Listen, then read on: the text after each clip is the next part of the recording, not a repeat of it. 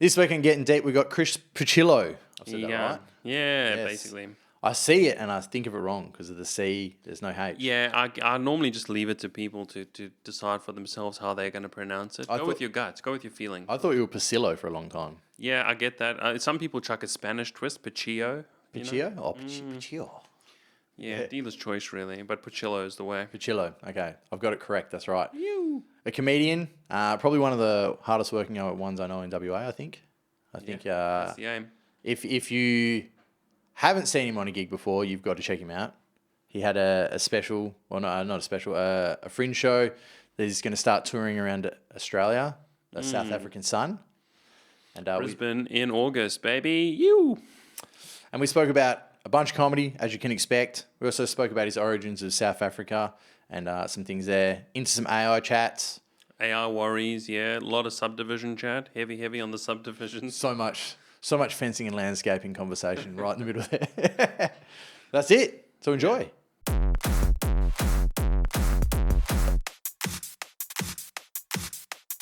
Also, before we start the episode, I've got to tell you about our new sponsor, Ian Knight Real Estate Team. They've decided to start giving us some money to help get the podcast bigger. And the bonus is, if you need to sell your house, you give them a call and tell them that you got this from the Getting Deep podcast or from Darcy. They're going to throw more money at us because they know obviously it works.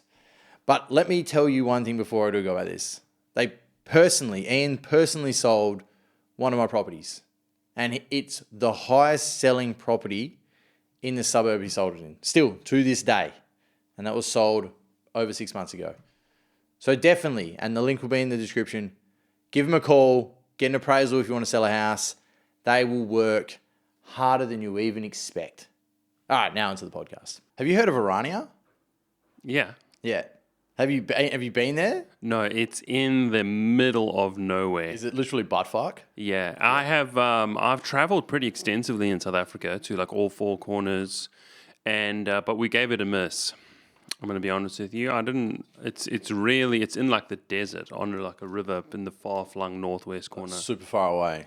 Yeah, It's an interesting place that they have I thought when I first heard it was like whites only, but it seems like they're not that racist. They've just made it so that, you know, if you go there, you have to want to be there and be in the company town, I think I'm going to call it. Well, yeah, it's Afrikaans is the big thing. You have to be, everything's in Afrikaans and everything's self-sufficient. And they have like some denomination of religion that they... Yeah, Oh, it I seems like very it. culty. I want to say the NG Kerk, but I could be wrong. I don't actually know too much about it. What's that? It's a type of Afrikaans church. So do they have like different Christian religions over there, or? Yeah, it's like a denomination. It'll be like Baptist once again, I don't know anything about it. There's just an old joke where, because NG means and give, but it's actually the initials. So like they call it the NG Kerk. Like you just got to keep giving to the church. There was an old joke about it, but yeah, I don't know too much about it. So it's like every church. Basically, yeah. Give us all your money and make you broke. Give us your money and your firstborn son's butthole. So did you obviously spent quite a bit of time in South Africa then, and you said when you moved over it was to Geraldton, right? Yeah, I moved to England first. So I was in England for a couple of years. Then I went back to South Africa I came here for a year, then went back there for a couple of months while we were sorting visas out, and then moved over. And on that second time moving to Australia, then I moved up to Geraldton. Oh, so you were in a better part of Australia first, then to Geraldton. I was in Perth. And, I don't know, I was in Queen's Park, so I wouldn't call that better. No, pretty much the same. Oh, there was the flight path is just directly over Queen's Park. Yeah. It felt like the wheels were skimming the roof of our like budget apartment when we first lived here.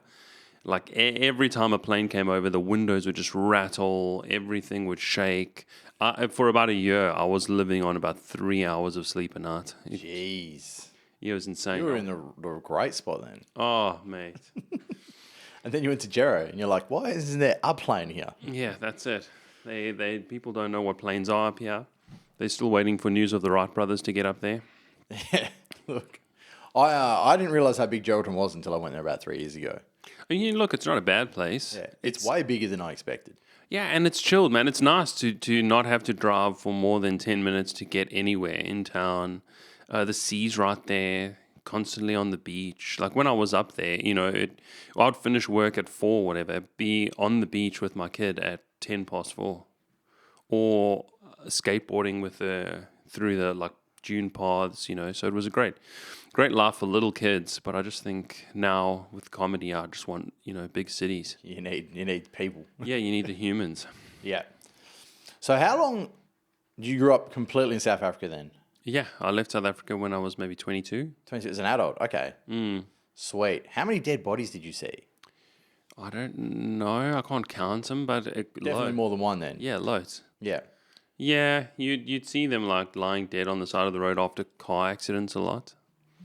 It's fucking mental. Well, that's a big thing. Like here, they'll be like, "Oh, in Western Australia, we've had 14 people die on the roads this year. It's an absolute tragedy. What is the government doing about it?" But that's like one accident in South Africa. Yeah. It's so Minibus. there's just a different vibe, Yeah. Because everyone I know is from South Africa. They're like, dead bodies, meh. It's just normal. Yeah, you see them around. Yeah. And I haven't even seen I've never seen a dead person apart from like a funeral. I've had to swerve around them lying on the road and stuff. Really? Yeah. Like roadkill, but humans. That's fucked. Yeah, basically. It is pretty fucked. But what are you going to do? When it's your day-to-day life, you just kind of get on with it. Yeah. Yeah. Like people have this idea of Africa that they get from like UNICEF ads, but actually you go there and it's just like people who are doing the best that they can do in the situation that they're in and just living. The sun goes up, the sun goes down. You got to do something. So Yeah, it's what's normal. That's what you live people in. are just doing stuff. Yeah, I try and picture it in my head compared to what I've grown up in and what I think is like rough. And like I grew up with a South African mate, like a black South African mate, and he'd be like, "Can't shut up. This place is fine." And I'm like, "Dude, we're like nearly getting stabbed like half the time. What are you talking about?" Like he'd been literally stabbed here, and he's like, "Yeah, but we're not dead."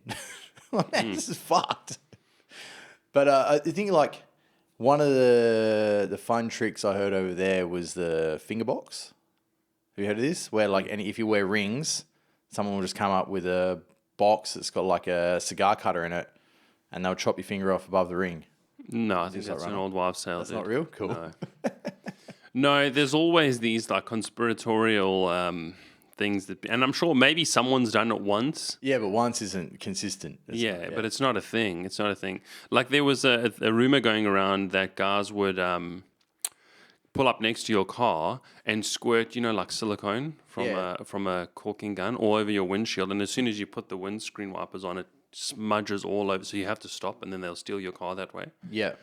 And that would like those sorts of rumors swirl around, but I've never heard of it happening. Never seen a credible news report. It doesn't seem very practical, but because how would you drive? Yeah. So you just wouldn't put the wipers on because it'd just be like having like bird shit on your screen. Yeah, for sure. But there was always these little rumors of tactics that people were doing.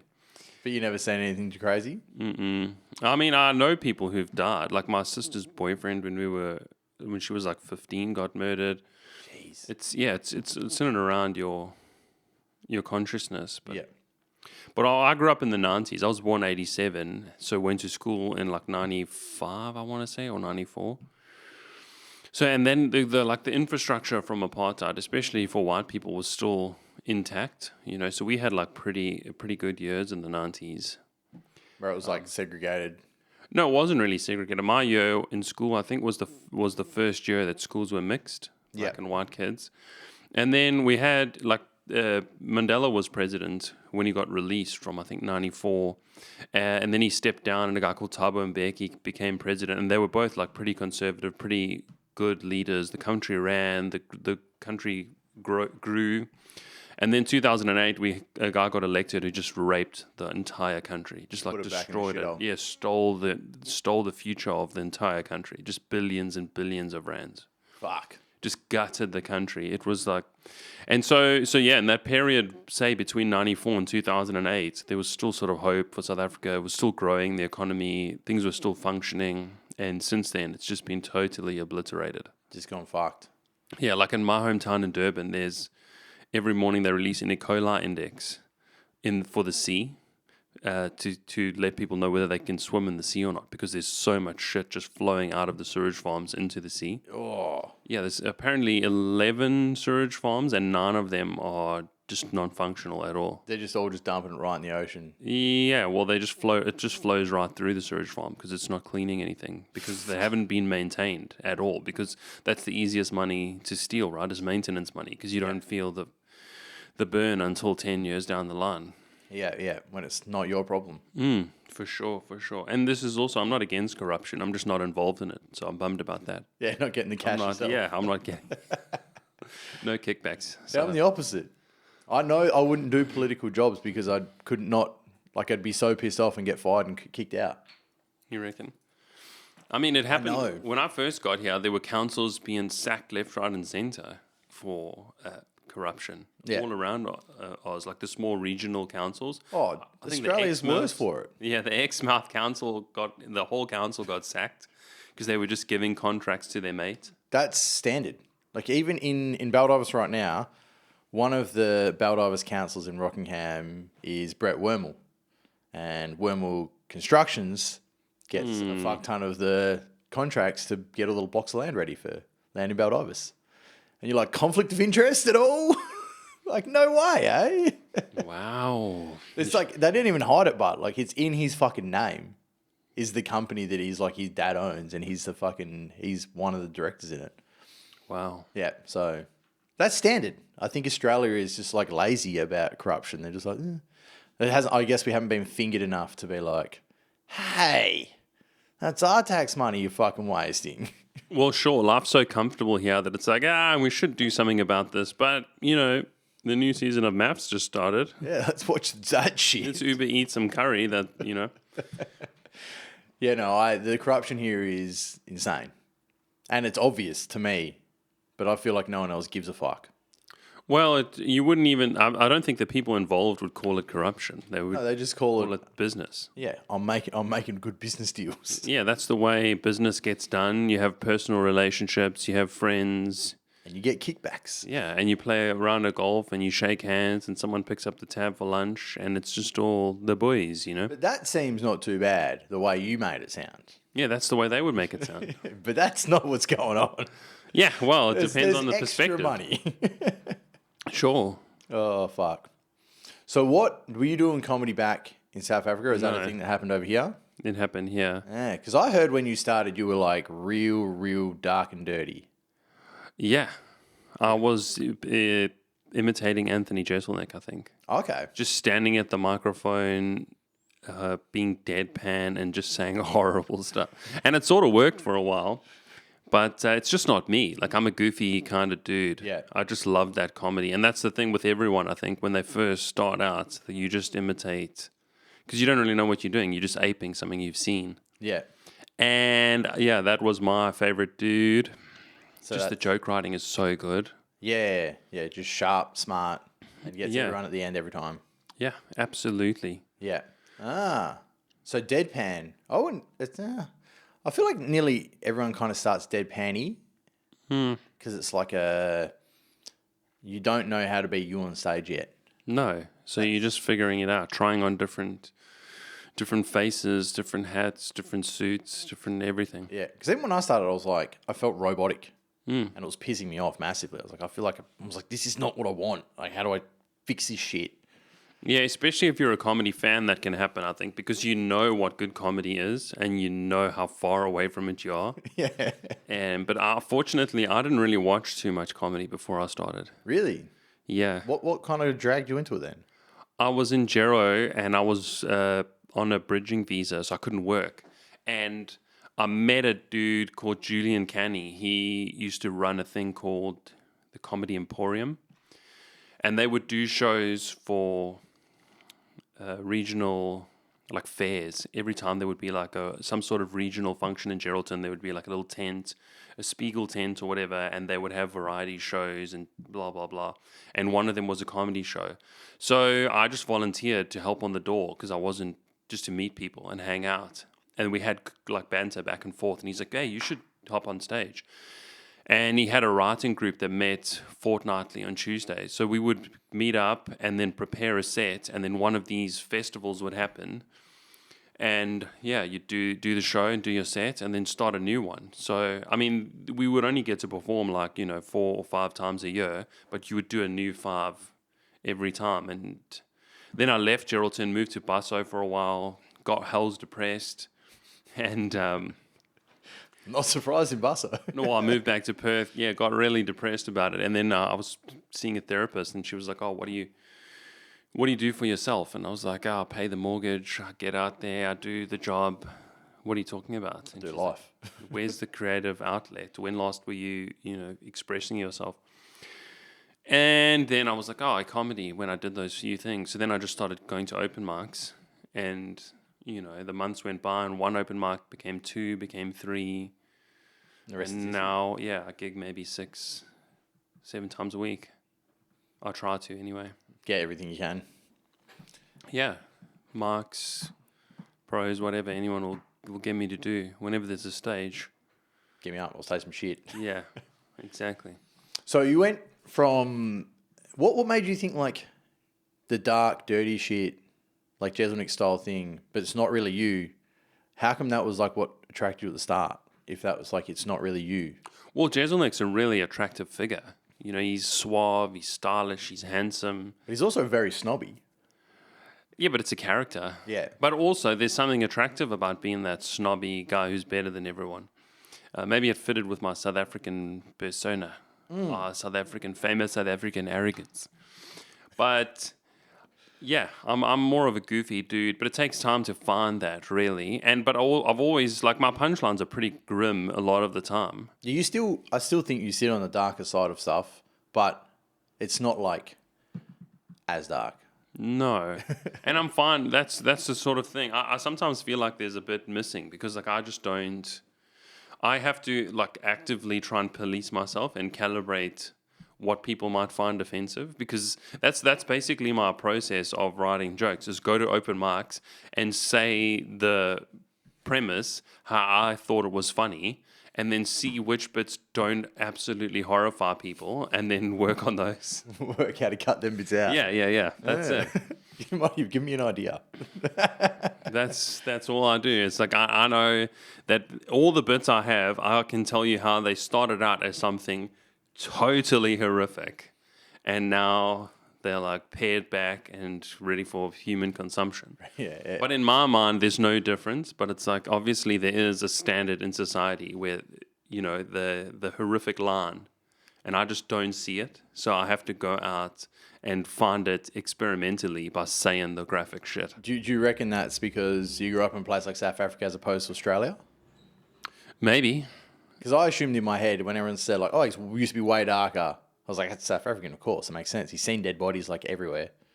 Yeah. In my head, I just think everyone who's seen bad shit is going to have a darker sense of humor. Yeah, absolutely. The threshold for horror is just way down. Yeah.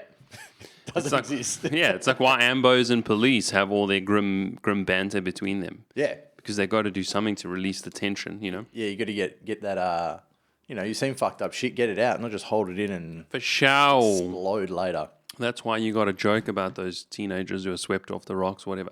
Swept off the rocks. I don't know, just some bullshit. No, I just pictured when I was like 5, I tried to ride down this hill of rocks because glorious. some other like cool kids did it, and I was just down there like, "Ugh," and got fucking destroyed Annihilated, beautiful. and bled all over the rocks, and then I just pictured my body getting swept off the rocks when you said Yeah. my little 5-year-old carcass like, fuck you. Yeah, you'd be pretty easy to sweep off a rock at 5, I reckon. Oh, there wouldn't be much of me at all. No. But there was that case in Tasmania where the bouncy castle, what do you call those things? Oh yeah, they flew away. Flew away, dropping Kids just toddlers launched. across. Yeah, dude, hilarious, but horrible. But It's fucked very, up. very funny. It is. And I had a bit about that, and it's like it took me a while, but I mean, I got people in the end. So Yeah. That have you've watched the footage, obviously. no, I didn't even know there was footage. Really? It's just in my imagination. It is wild. I saw some other footage It of. might not be the Tasmania one, but I've seen another one where there's Yeah, I kids saw launching. one recently actually on Instagram where a particular bounce castle, and there's two toddlers were just dropped. Just falling out of it, and you're just like, can't. But I think they were like sort of caught or whatever. They both survived in that video that I watched. Yeah, it didn't get too high, luckily. And I mean, I don't want toddlers to die. No, Like, but- I'm not pro toddler death. I want to get that on the record. But it is. It is just very funny. I've got kids and I don't want them to die, so I'm not. I think everyone knows we don't want them, but it's a fact. It's like it's happened. So you've got to look at it and be like, I can sit here and go, fuck, that's rough. Or you can be like, fucking someone really fucked up that day. Oh, mate. Like, who didn't pin the bouncy castle? Yeah, I think about that a lot because there was that type of Boeing plane that nosedived into the ground. I don't know if you remember that. It was maybe 3 or 4 years ago. They had 2 of them. That specific type of Boeing plane, yeah. And it turned out to be like a software issue. And every time I think about how I'm doing terribly or I'm a piece of shit or whatever, I'm like, somewhere a software engineer fucked up the code and caused 2 Boeing planes, each with like 250 people on, to nosedive into the ground. You're not that bad. Just let it go. Yeah. Just let it go. You're fine. Your mistakes aren't killing people. You didn't plow 500 noble souls into the ground. You would feel like the dumbest cunt after that, hey? You'd be like, wow. Yeah. Or you wouldn't. By that logic, anything below 250, I can forgive myself. If I killed 249 people, I'd be like, I'm not the Boeing guy. If I didn't pin the bouncy castle down, I'm still not killing a plane. Yeah, it's not a plane. How many toddlers were on that plane? Yeah, and they're young. It's not like I killed experienced humans. Sure. They could have been the potential assholes. That's what I refer to all teenagers or all toddlers as, potential assholes. Potential assholes. So, you know what? You got to take them out where you can. Okay. Why potential assholes? Because they could be. You never know. Like Hitler was a toddler once and someone thought he was adorable in his little Lederhausen, you know? I think people still thought he was adorable before he died. Sure. There's definitely people out there. Before he Jackson Pollocked himself all over the bunker wall. Everyone did like his suits, you know? Snappy dresser. That's... As if you believe he was in the bunker, not in Argentina.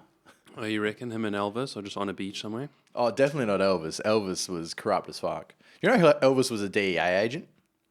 He got No, Nixon, I didn't know that. He got Nixon to make him a DEA agent. Wow. It's insane. I think that's one of the funniest things ever, considering it was obvious that he was doing a fuck ton of coke. Was it coke? I always thought he was a prescription guy. I think he did everything towards the end. But there's like that Live in Las Vegas set where he's got like all the choir and the massive band on stage. He's wearing the white leather suit cut down to like his belly button. Watch that video clip of Suspicious Minds. Oh, he's coked out of his mind. Oh, is he? It's so obvious, dude. But dude, back then nobody really knew what coke was. No, coke was pretty big back then. Yeah, but nobody knew like the health implications. It was just like a fun thing. Oh yeah, they were prescribing cigarettes not long before that. Yeah, that was in the 50s. Yeah. But even then in the 30s, the cough mixture, have you seen those little bottles of cough mixture? The ingredient list on them, it's like extract of cannabis, meth, cocaine, benzodiazepine. It's like just this laundry list of drugs. Yeah. And that was what you gave a 5-year-old when his tummy was sore or whatever. That'll fix him. And it did. You were like, Jesus, he's really perked up. This is a miracle serum. Let's get him going. Yeah, this is... Now we just prescribe him for school. Well, we might have some of that gulp. But, yeah, Elvis, good dude, hey? Yeah, coked out of his mind. Wow. DEA agent by Nixon.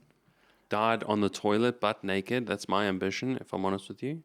Eating them fucking... Do you know that sandwich he was eating? That deep-fried peanut butter fucking... It's so good. It's wild. Dude, fried banana is delicious. If you're going to die for something, it might as well be bacon and fried banana sandwiches. I mean, he was doing everything, so he was having a fat time. Yeah. I think he just blew out a bit too hard. Yeah, for sure. Like old Shane Warne, who recently got found in Thailand. Who? Shane Warne.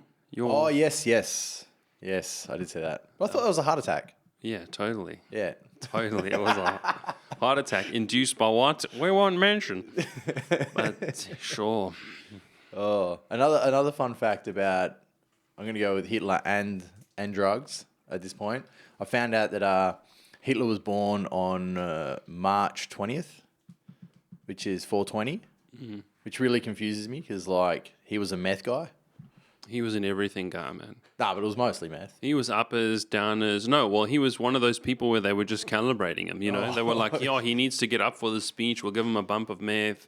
He needs some ideas. We'll give him some coke. He needs to chill out. We'll give him tranquilizers. They were just, everything was just regulated. He was like a modern day supermodel type thing. That's madness.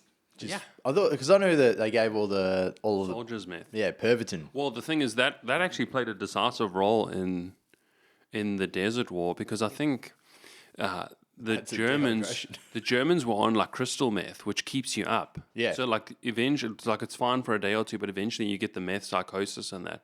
Whereas the Allied troops were on like a weaker strength of meth, so they'd like get the pep of energy, but then they'd be able to sleep and that, so they could think more clearly. Not get all sleep deprived and fucking toasted.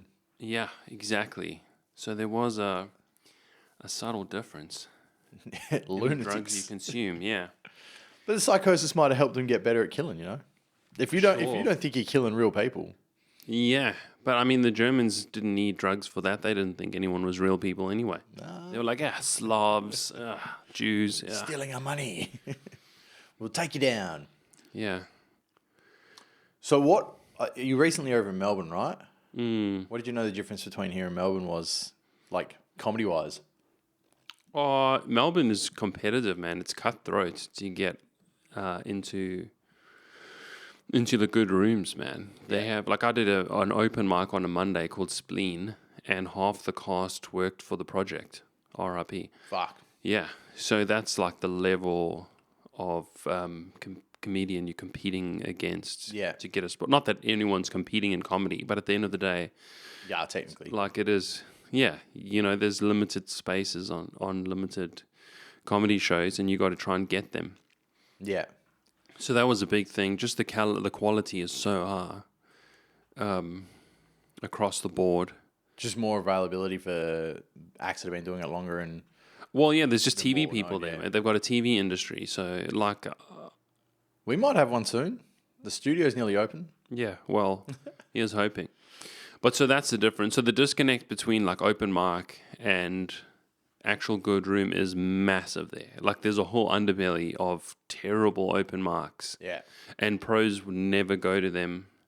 And they're just like the 10-person open mics. Yeah, comedy by ambush, when it's like 3 people drinking cocktails in a quiet bar and they thought, you know, this is out of the way, nothing's going to happen to me. Boom! And next minute, you've got 5, 6 open micers just saying the same horrific stuff about their penises or the Holocaust or rape or whatever. And yeah, it's pretty grim. So in Perth, yeah, it's kind of a mixed bag. Yeah. Like the Factory, Port City, ECC, like everyone does all the rooms. Whereas not so in Melbourne. So that was one big difference. It's competitive. It is a little, it depends which room you do, but some of them are a little more sensitive than others, but not really. Like you can... I thought when I was over there, I was expecting it to be more woke, and it definitely wasn't. No. I was like, oh, wow, this is What sweet. rooms were you doing, though? I did the Bergie Seltzer, Okay. which was like Monday, but it was I know it. before Melbourne Cup, so it was like Melbourne Cup Eve, it was packed, and the lineup was just weapons. So I was like, I suck, but any of you guys, thanks for putting me on.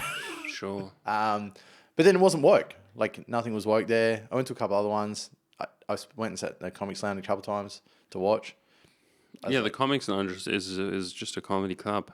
Yeah. They don't really give a crap about anything. Yeah. So my thought process of thinking it was going to be woke and weird over there was just completely out the window. And I think anyone Yeah, but it depends which rooms you go to. Like if you go to the Comedy Republic, for example, you're not allowed to say "ladies and gentlemen" at the start of your set because it might offend people who are neither of those things. Apparently. Ah. So there's rooms like that. You know, they cater for it.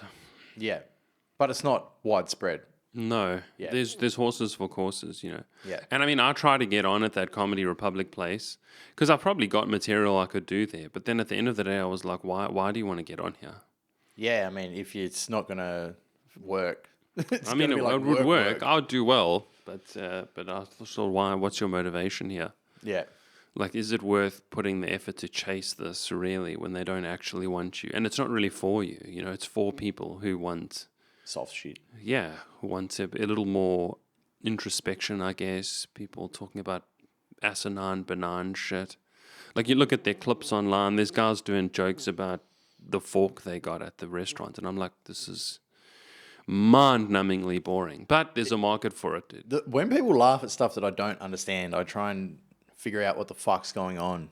Yeah. Because in my head, I'm going, why? Well, you can see often the joke structure Yeah. that's there, but To me, it's so obvious still.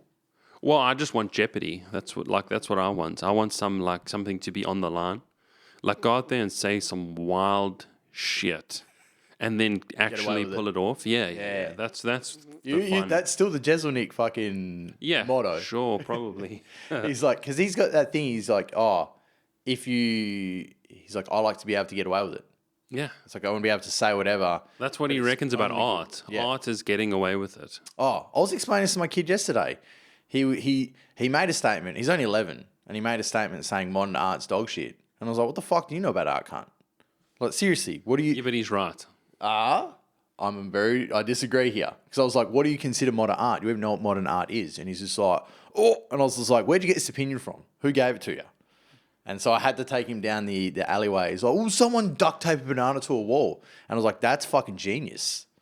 And he's like, what is wrong with you, Dad? And I was like, all right, what is art? I was like, art's a con, right?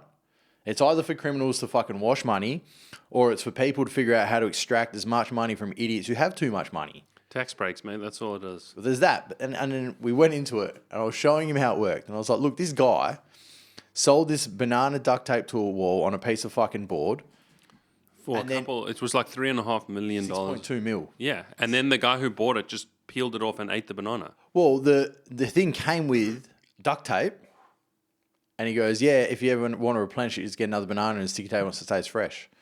And it was a Hong Kong crypto dude. And he's like, I've got too much money to burn. And I was like, that's genius. See, the artist is a genius. He's gone, how do I extract a fuck ton of money from a retard? I don't even think there's an artist there. I don't think there's an artist at all. Some artists are con artists. Yeah, but that guy wouldn't have been... No, he is. He's known for doing stupid shit like this. Yeah, dumb people want to part with their money. Yeah. Sure. So But it's not. You go and you watch, like, I like impressionist art. Oh, yeah. But that's a different type of art. Yeah, I'm for that stuff. It kind of fell off after that, you know. But so I'll go look at those paintings and like Van Goghs and Monets and Cézanne's, and those all like, you know, they'll move you, really. You can just go sit and stare at them. They're like mesmerizing. And the banana taped to the wall just doesn't have that quality at all. Yeah, but it's a different area of the same thing. Like as we're saying about these jokes that make no sense with someone making a joke about a fork. Yeah, I guess. Sure. I'll give it to you. Whatever. You want to duct tape whatever you want to whatever you want. I think it's garbage. Just like I think jokes about forks are garbage. Yeah, but it's still technically in the realm. And it's but wild it's like that it worked. ironic that the comedy has jeopardy in it, and the art has no jeopardy in it. Because like that sticking a banana to a wall is taking a wild risk. You're like, I'm backing myself to convince these fucking morons that this banana taped to the wall is art. Yeah, like, but is you're it going a risk? right out on a limb there, surely. Is it a risk? Because if it fails, who's going to be like, oh, that artist fucking sucks? Well, No one's going to speak about him. Yeah, but so you're going to fail as an artist. Yeah, but you can So there's move jeopardy there. But if you paint something that's just traditionally beautiful, you're like, you know this is beautiful. It's safe. But then isn't that kind of the opposite of what you want to do on stage? Yeah, exactly. That's what I'm saying. Okay. I just want to go and say, like, I had this thought recently. You tell me if this is funny. Do you like dogs? Do I like dogs? Yeah. Yeah. I used to breed dogs. Yeah. Everyone likes dogs, right? Dogs are amazing. You've heard my bit about dogs that seems to 50-50 a room every time. Yeah. I can't even remember it specifically. About eating dogs. Yeah, we've all got jokes about eating dogs. But dogs are a funny thing because if you kill a dog in a bit, people react much more viscerally and seriously than they do with children. Yeah. But I'm like one of these accidental dog guys, right? So I didn't want dogs because they're a nuisance and they're a hassle, they're a handbrake.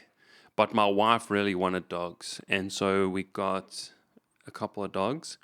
And she's the one who's mainly looking after them, right? She feeds them, she cleans them, she shaves them, she walks them a lot of the time. I go with when I can, but a lot of the time I'm doing comedy and that. And despite all that, the dogs love me the most. They'll come sit on me. They'll come when I call them. And it just made me think, like, if the dogs are on board with the patriarchy, can it really be that bad?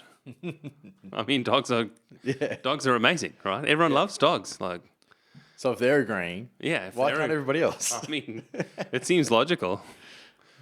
Is it that bad? It's anyway. That's like that sort of like I would like to go and defend that on stage. Yeah.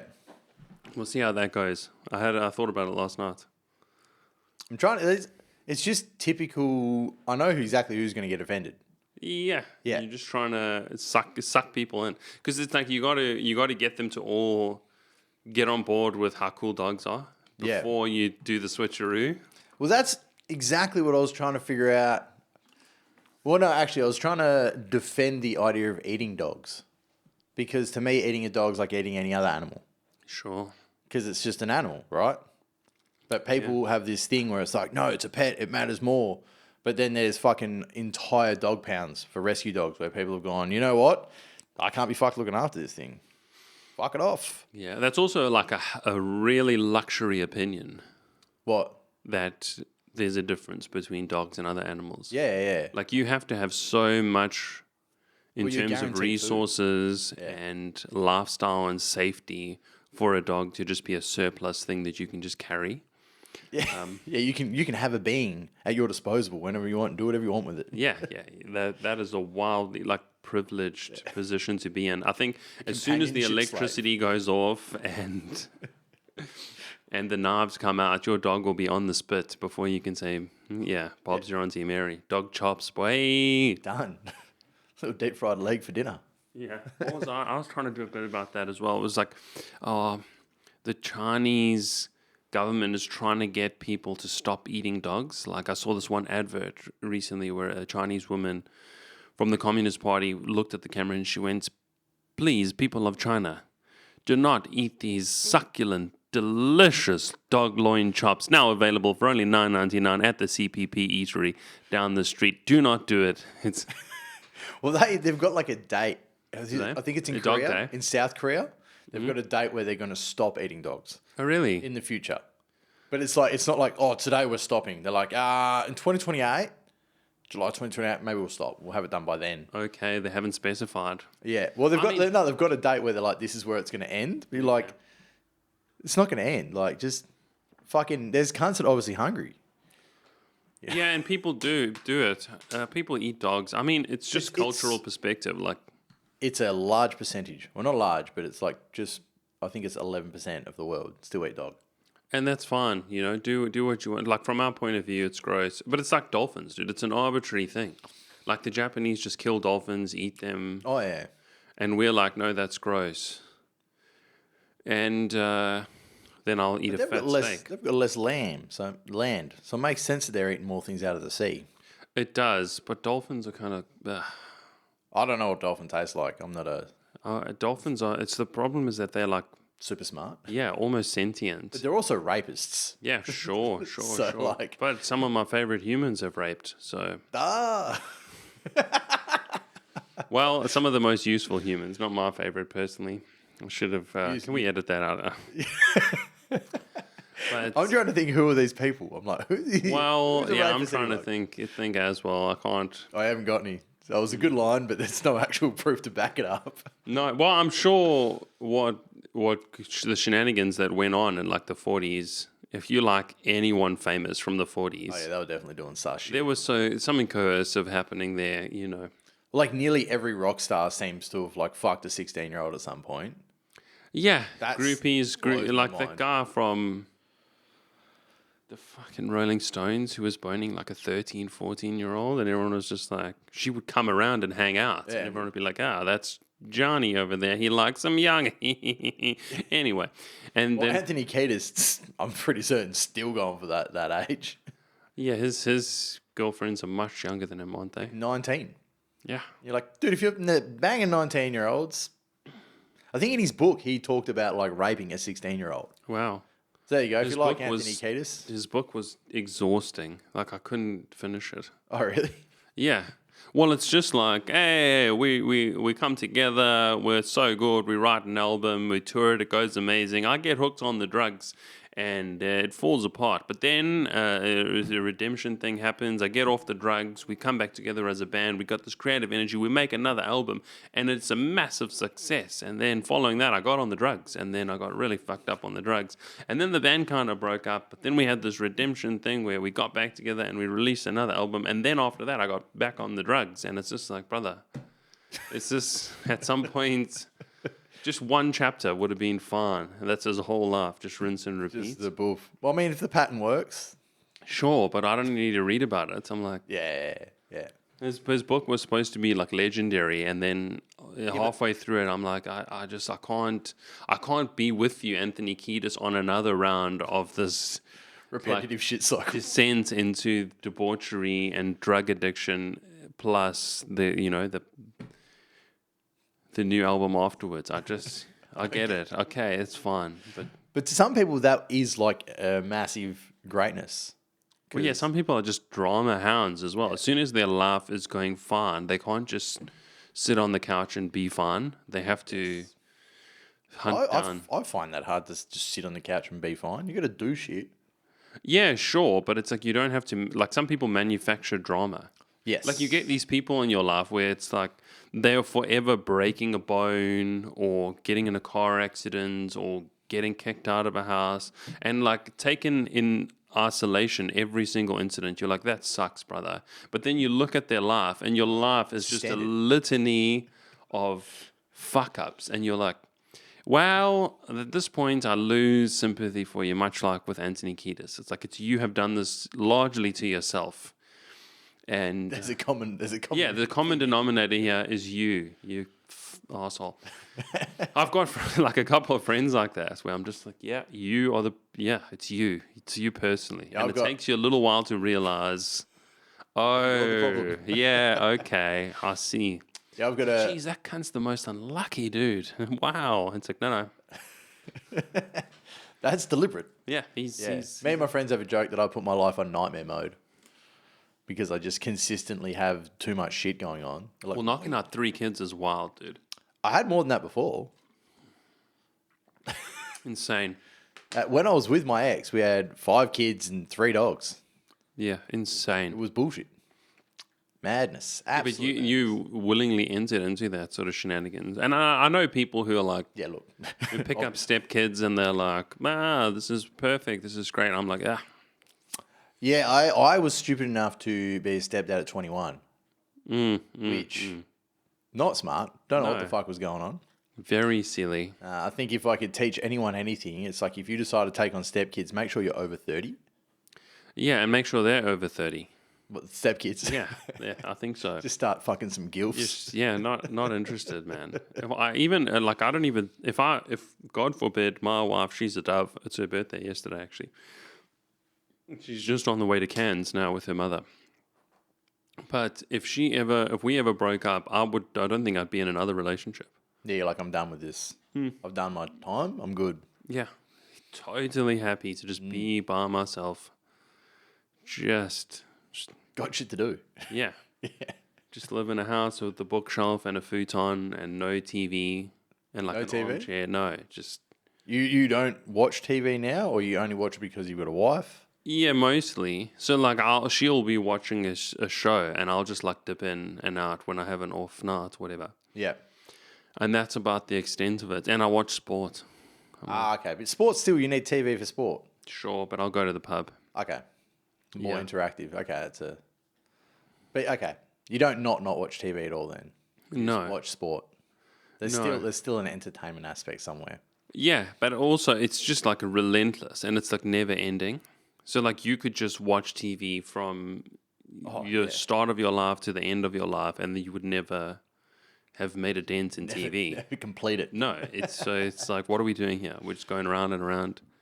Oh, when I was 24, I think, I actually did like an hourly accounting of my day for a month. I was like, I'm going to write down what I do every hour for a day and then like see what I did for a month. And I realized how much TV I was watching. And then I found out how much the average person was watching, and I was like, we're all fucking retarded. Yeah. Like, the average person watches 20 hours of TV a week. Were you a weed guy as well? Huh? Were you a weed guy? Nah. Were you getting high and watching TV? Nah, it'd just be like at the end of fucking a day or a night, and I'd be like, oh, I'm here. Let's just fucking watch this for 3 hours. But then you realise that 3 hours a day is actually insane. That's so but much it's TV. also it's difficult to make it productive though, because you do get a point where you're like exhausted, and then like your mental effort is diminishing returns. You know, you need a rest. I think personally, like rest is pretty important. It is important, but I think like in your 20s, No, You don't can- need a rest. you can go. You can do so much. Like, I got to a point where I was only sleeping 5.5 hours a night and getting shit done and only watching an hour of TV. It wasn't even an hour. It was like I'd go to bed knowing that I've got an hour of, like, put that on and I'll fall asleep within that hour. Yeah, I normally sleep like 5.5, 6 hours now. No. Now? Yeah, I'm at 7, 8 now. But really? that's because I like dreaming. I mean, dreaming is great, but it's out of my hands. It's not my choice. Yeah.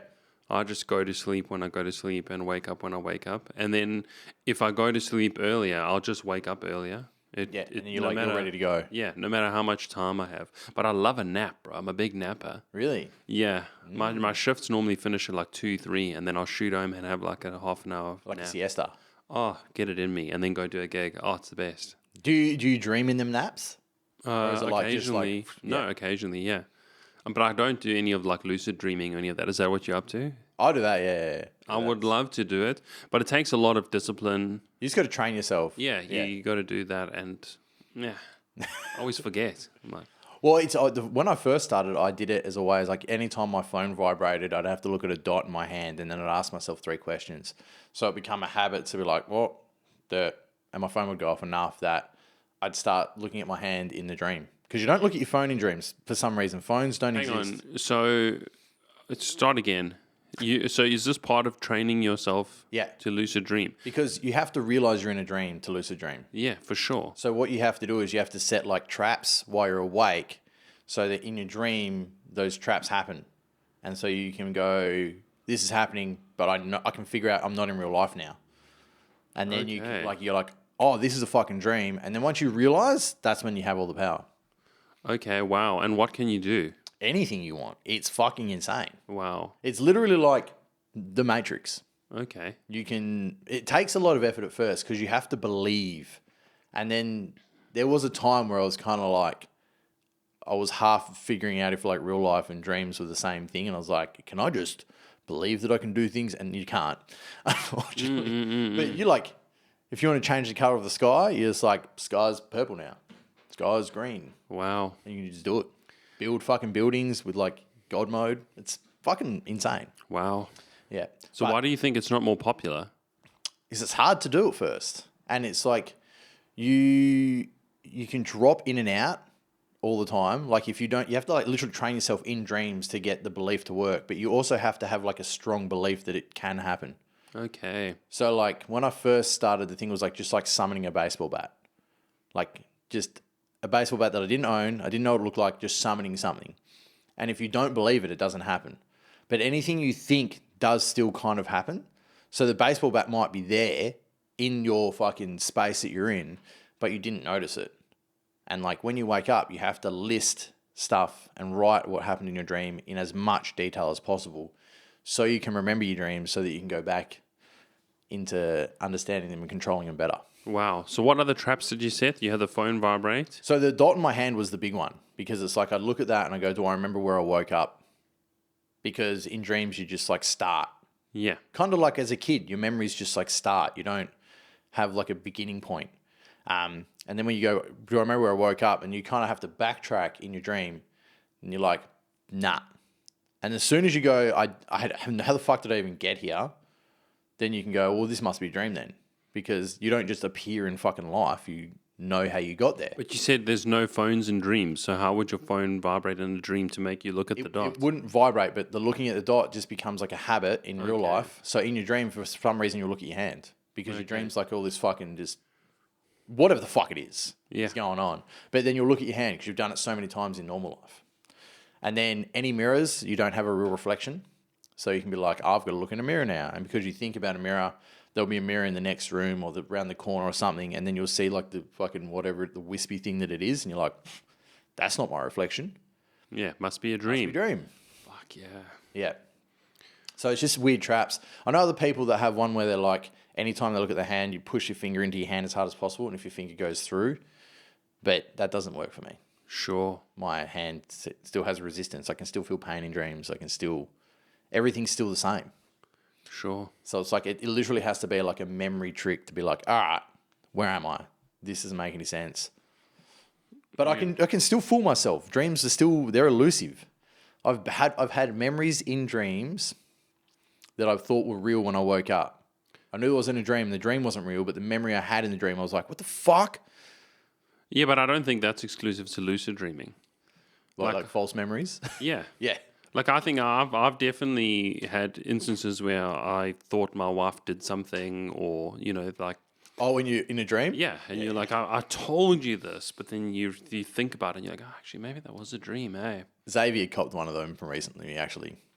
I was like, I woke up, I was, did you try and make contact? He's like, what? And I was like, telekinesis. He's like, what are you talking about? I was like, don't worry. I've just woken up. I'm retarded. Your telekinesis should have been the clue there, I reckon. When I said it to him, I was like, don't worry. Spastic shit. Sure. Yeah. And I was just like, because I just thought he was fucking trying to talk to me in a dream. But he's another insane one, dude. Like, yeah, I'll get a reel from him at like Hoppus 1, and then another reel from him at Hoppus 6. And then he's like, no, I'm sleeping 7 hours a night. I'm like, where? What? No. This makes no sense whatsoever, dude. It makes no sense at all. Just it's 7 hours, but sometimes it's 21 hours, and I just divided by 3. I've done that a few times where you just like add it all later. Sure. So what have you got any like big goals when it comes to comedy?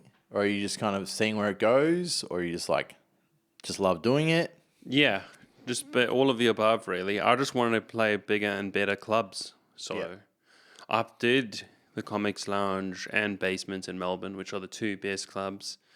But did 5-minute spots, little trial spots. Didn't get any more spots. Annoying, but it's true. Everyone wants it. So it's like, you can have like Arj Barker and Charlie Pickering and like these huge Dave Hughes just dropping pools. in, to do a spot. So that's the type of thing that you got to just deal with. Luckily, I'm fortunate that I got to play both those. But that's it. Just keep going bigger and better.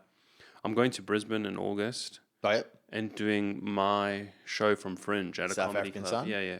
Nice. So that, try and see if that's like a viable touring show. There's lots of South Africans everywhere, so I reckon maybe. And then I don't know, maybe even go try and do it in England somewhere. Oh, yeah? Or Ireland, because there's loads of people there. Yeah. Loads of it's sappers. just marketing, really. Yeah, sure. And belief. Because it's one thing to be like, oh, I can crush a 5 or 10 minute spot, but then it's like, it's a whole thing to be like, oh, I've got to sell tickets and people are going to come see a thing. And if it's dog shit, they'll fucking tell me. Yeah, for sure. But it's not. I mean, it went well at Fringe here. And despite all the evidence, I'm still like, oh, I don't know. Is it good enough? I'm like, you just got to do it. Yeah, you just got to just... Yeah. Because what's realistically, if you can make your money back, then you're laughing. Yeah, sure. And then if people walk out happy on top of that, then you're really laughing. Yeah. So... And I mean, I've had enough. Yeah, I am doing it. I just booked it and I got an email from the guy today. Yeah. So I'm locked in. And now I can just start fretting. That's it. Which is going to be great. The catalyst of the... Got to sell these tickets, got to move these units, Yep. If anyone knows anyone in Brisbane, if anyone from Brisbane's listening, come see a show. Have we got a date? Please. Yeah, the 21st of August, I want to say. There you go, 21st of August. Thursday the 21st at Good Chat Comedy Club, $25 a ticket. Come and see it, please, I beg you. I think there's, might be 1 or 2 people from Brisbane that listen that I know of. Wow. There you go. Hey? Go. And pop up and be like, I heard about it. I've got some family in Brisbane, so I'll probably end up comping them. Yeah. And I know... You've got someone in the audience. Yeah, just someone, anyone, desperate, yeah. So just gradual stuff, man. My kid's in high school. She's in year 10 now. Oh. So... The nightmare is... Well, no, she's pretty good. Oh, winning. She's an amazing kid. You're fucking winning. She's just like plays video games. has the usual child stuff, frets about her appearance and social nonsense, but like she's not. Disappearing at night. No, not drinking and being fingered at skate parks and whatever else I was doing when I was 15. So that's good. But she's got to finish school here, and then we can start to maybe think about moving Yeah. along. So you're thinking that might be there's a next adventure on the horizon in 3 years? Yeah, I think so. I kind of want to go to Europe somewhere. Like I have an Italian passport, and because of Brexit, I can't go to England. It's a whole thing now, which is so Really? fucking annoying. Yeah. What do you mean? Well, they left the European Union, so they don't really have the freedom of movement. You can't just go work there. You got to like immigrate to Britain now. Really? Yeah, whereas I can just go to Ireland and work tomorrow and just like move there.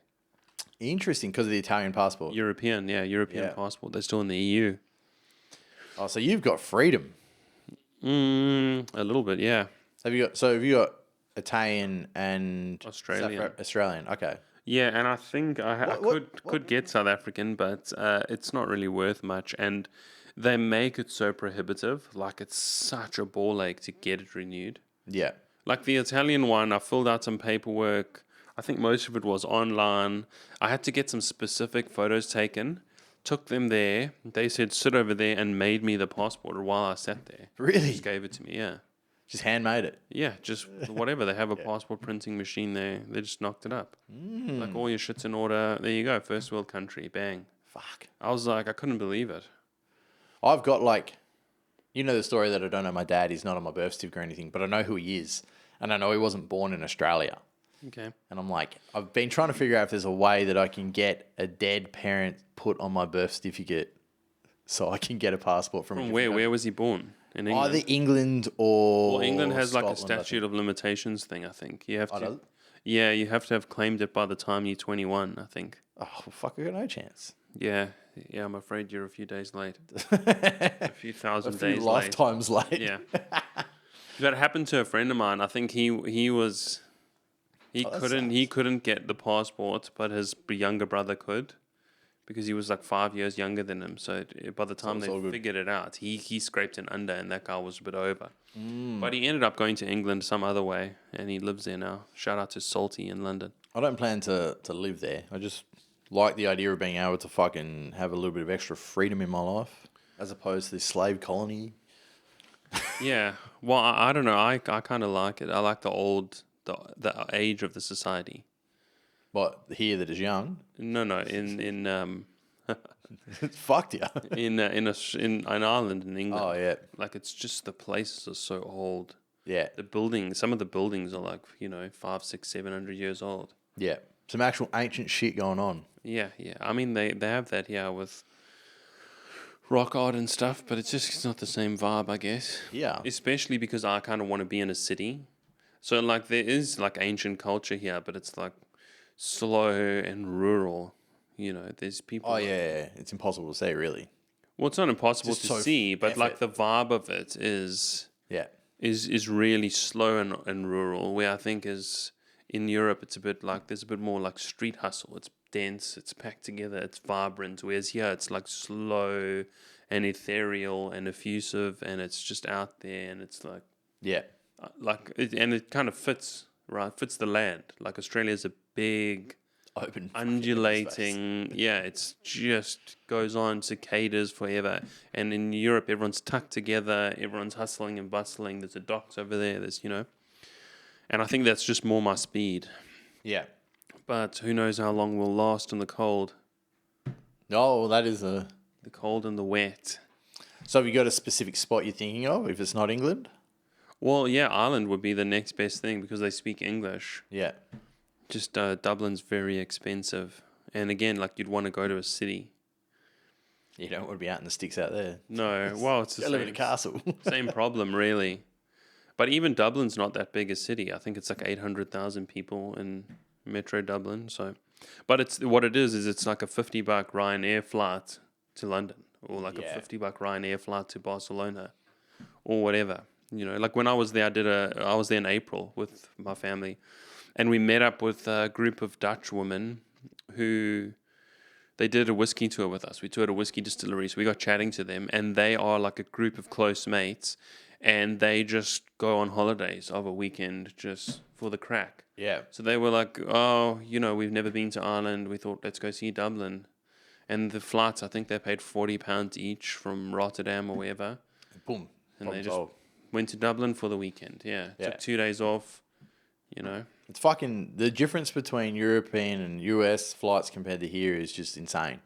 Yeah, I can imagine. It's fucked. Like, I'm going to the US soon. And, like, to go from state to state, 50, 70, $100. And it's not a problem. You're like, oh, you can just go somewhere. And it's not hard. Here, can't even fucking go to Albany for less than 400. Yeah, it's crazy, man. You got to drive the car. Like even trying to get to fly to Melbourne is so outrageously. Yeah. We're just so isolated here. Everything flying across. I think they have it a little more over there. Where like going from Sydney to Brisbane or Sydney to Melbourne. It's still cheaper than... Yeah, it's reasonable. Well, they're cheap from like Sydney to Melbourne, Sydney to Brisbane and stuff like that. But it's still cheaper than us going to Albany. Yeah, for Which sure. is 4 hours away, But who wants to go to Albany? That's the big. Yeah, no, but I'm just trying to have some kind of something here.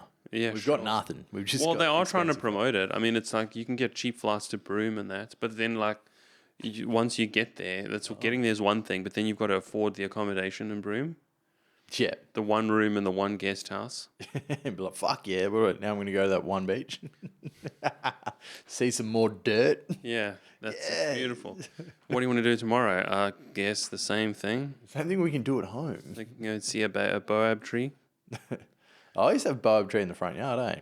here in Perth. Yes. So why are you used to? What happened to it? I don't live in that house anymore. Okay, but the Yeah. boab tree is still there? Yeah. Wow. Yep. I didn't think they enjoyed this climate. I thought they liked It solid survived ice. somehow. Sure. Wow. I thought the frost would have got it or the cold. Don't know. Wow. I like them though. They're pretty fucking cool boab trees. Wild tree. They used to Yeah, be used as like little insane. prisons. Yeah, there is that famous one. I've been up there and checked that out, eh? Yeah. Mental. It's crazy the scale of the state, eh? Like I've driven a lot around it and it's just WA? Yeah, man. It's immense. Have you been to Karajini? Yeah. Yeah. I drove once from Karratha to Kununurra Ooh. and it took 2 days. And Yeah. I'm like, we just crossed the top of the state. It's just the top of the like- place. It's so insane. And it wasn't even the whole top. We didn't start in Exmouth. It was just like Yeah, you didn't even go to like Derby or anything. we drove from one arbitrary town to another arbitrary town and we didn't leave the state. And it took 2 days. And you're like, the scale of that, just trying to explain that to my family back home, they're like, it's insane. Yeah. Yeah, because I did from here to Karajini to Exmouth and then down the coast back. And you just driving for so long. Yeah. And there's just nothing. Exmouth to Perth is like, what, 18 hours or something? I think you can get it done in 14 if you just flat stick it. Wow. But like, then you don't do anything along the way. But we went, the first place we stopped was Newman on the way. Condolences. Oh, that was an experience. I hate Newman so much. Wild. That was insane. We went driving at like 12 o'clock at night because we were mates with a guy there and he's like, I'll take you to see some shit. And we're like, all right. And then I didn't expect any of what I seen. We seen a ram raid happening in progress. Wow. He's like, we will see a stolen car somewhere tonight, guaranteed. He's like, cars get stolen every night. Ram raids happen every night. And then we'll drive down this part where he called East Timor. And I was like, what do you call that? He's like, civil unrest, man. You'll fucking see when we get there. And so, we drove past the bottle shop and the Woolies. There was a ute driven into it. Into the bottle, Into the bottle shop. And I was like, cunt. Like, you weren't lying. And then we went to this East Seymour part and there was just people everywhere. And it was 12. And there was all the windows were boarded up. Bottles started flying at the car. And he's like, doesn't matter as long as I don't hit the windows because it was a work car. And he's like, we didn't see a fire. Like, I feel bad for you. And I'm like, cunt. It's a Wednesday. Yeah, wow. Fucking. Yeah, they got some problems in those rural towns. Hey, holy dooly. Yeah. But it's like the government just makes you helpless. Like you can't defend yourself. You can't do anything. You've just got to be a victim. Yeah. Well, they Be just a said good they've victim. got a group chat for it, for like the cars. They're like, whose car got stolen tonight? Oh, wow. And they're just like, it is what it is. What do you do about it? Yeah, well, the thing is, in South Africa, I guess you do stuff about it, like you own a gun and you have security and shit. You solve the problems. Yeah, imagine that. You take affirmative steps to combat the problem. But yeah, if you do any of that, you'll just be arrested, unfortunately. You're the problem now. Yeah, for sure. Fuck. You have all like, there's just massive, like Alice Springs is well documented. I think it's pretty similar there. It's like ungovernable at Yeah. night. You just got gangs of people attacking you, and it's like you can't defend yourself. It's a wild, like, why would you still live there? That's where I'm like, just leave. Just abandon it. Well, I think that is probably the best medicine for that place. Just abandon it. It's like, I'm out. I'm not. in Everyone this. just abandon it. Just be like, well, if that's what's going to go on here, Get it done. see you later. Yeah, like a real John Galt type situation needs to happen. All the like competent business people just need to leave. Yeah. You're like, we're not. Well, the thing is, they still make money because of the mining situation. Is there mining in Alice Springs? I think there's still money from it, but because that was what the guys in Newman were like, oh, dude, because so much shit's getting destroyed, they're like, if the retic guys, like the company in town that's like the retic guys he was mate to them, they're like, oh, they haven't fucked anything up tonight, we'll go out and rip up an area deliberately so he's got work for the next week and he knows he's going to get a massive contract. Wow. Sorry if you own the Newman Retic company. Yeah, sure. Blew out your shit, but No, I spoke to guys like that in Kununurra. I spent a couple weeks up there working, and they had like a whole industry of just repairing yeah, just homes, fixing west shit. houses, they do the same house 4, 5, 6 times just over and over. Some dudes will make a campfire like in the lounge, like rip open the walls, rip out all the copper pipes, sell them for scrap to buy booze. It's just like insane. Yeah. And they just going round and round, just fixing the same houses. Like, yep, this is how we make Yep. money. Feeling good. Yeah. Just mining the lower socioeconomic classes. Basically, that's what's sort of happening. They're mining taxes. Well, it's rinsing and repeating because it's usually royalties as well. Mm-hmm. So, mining royalties go back into fixing the shit that they're giving out. Yeah, insane. They're probably stoked. They're like, yes, this works. So what do you reckon is the solution? Can we solve it on this podcast? I don't have a solution for shit like that. Well, probably was. I just leave, man. Yeah. When shit gets too fucked up, that it's not my problem anymore. I'm like, you know what?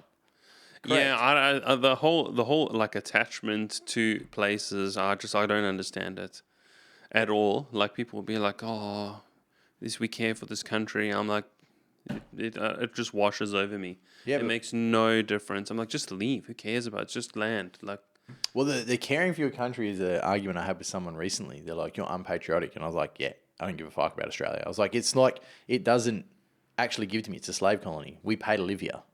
Everywhere you go in the world, you pay to live. yeah, sure, but you get stuff in return. Yeah, but like, you get to live here. Yeah, but I see what you mean. Like, I'm not taking a gun and fighting for the society. Never, ever. I would just leave. Yeah. The same as you, dude. I'm not that attached. Yeah. Sorry. Like, fight for your country. I'm like, no. Hard No no. chance. Hard no. I will be leaving. Thank you. I'll but be no very thank you. mentally ill that day. They're like, oh, Yeah. you're conscripted. You're like, brother, do you know, I hear voices. Yeah, sure. I just won't be there. Just be gone. Different Steve. country. Yeah, man. I shudder to think about all these dudes who are in Ukraine just having to freaking be conscripted and fight. Oh, And you're just like, for something, like imagine you just chilling there and you're just like 22. like, go kill You're people now. enjoying your life, and Russia's like, yeah, we're going to invade the one side of your country. And you're like, I don't care. Yeah, not my problem. I live over And the there. government's like, no, you're going to go and fight these people. And I think I read a thing today, 1 million Russians have died in that war. God knows how many Ukrainians. Like, Russians are very patriotic, but so you can see how it could happen. I don't know, man. Every Russian I've met loves Russia. Really? Yeah. Okay, well, sure. I don't think they have much of a choice, man. I think they Oh yeah, but it's that same thing, but like, they've always been really, really poor yeah, at maintaining a respectful like life on the battlefield. They've always just thrown manpower like remorselessly just at any problem. But I think it's their great degree of propaganda to convince them to do that. 'Cause Again, I think I try and have this like argument because I know that I wouldn't do it. they have no respect for life, dude. They just, Yeah, I agree. Yeah, the government doesn't. no, not even slightly. But the people obviously agree with the government in some way to do it. Because I go, like, for me, they're like, you're going to jail or you're going to the battlefield. I'd be like, jail. Yeah, easily. Done. Jail. I don't give a fuck. Yeah, but in Russia, the jail is like the gulag where you slowly freeze to death. Yeah, I know. So, I mean, so it's like, but if you got to the battlefield and you know it was the case and everyone was in the same place, they'd be like, hey, we're not doing this, cunt. Like, let's just shoot the general and then we're out here for free for a while. Yeah, I think it's more like there's no resources or food, and then if you go and join the army, your family gets paid type thing. They probably That's still the same here in some cases. more of a vibe. More Yeah, of a vibe. like they give you like a lot to join the army, especially here. Like they are constantly trying to recruit people. It's not a lot, but still, like, you can get a normal job paying the same. Yeah, but you can do like degrees for free. You can get It's just trained for degrees free. inside of work. So it's like an apprenticeship, but you're in the army. Yeah, but people do loads of different degrees. Like the guys will go and do a commerce degree and then join like the contract negotiating squad or whatever I don't think that's a real thing, but you know what I mean. The procurement, Probably fucking is. procurement wing of the army. Yeah, let's go buy shit. Yeah, for sure. AUKUS is not going to sign itself. Oh, them deals are gonna be them special little deals. Yeah, sure. And once again, not mad that they're happening. Super mad that they're not cutting me in on the action. You're not getting some of it. Yeah, for sure. Yes. That's why you got to own stocks in defense companies. I mean, that's if you understand anything about the world, yes, it's guaranteed money. Shares in defense companies, they're going to go up constantly. But that view of like owning things in things you know are going to happen is just like smart business. Because some people are like, you can't invest in things you don't believe in. You're like, yeah, but I have no control. Yeah, for sure, for sure. So just People do get uncomfortable about owning defense stocks. They're like, you don't want to be complicit. But I'm like, money's going to be made, bro. You're either going to make it or you're not. it's happening These guys are, Yemen is going to get bombed by someone. at some point. I'm sorry, it sucks. I'd prefer it didn't happen.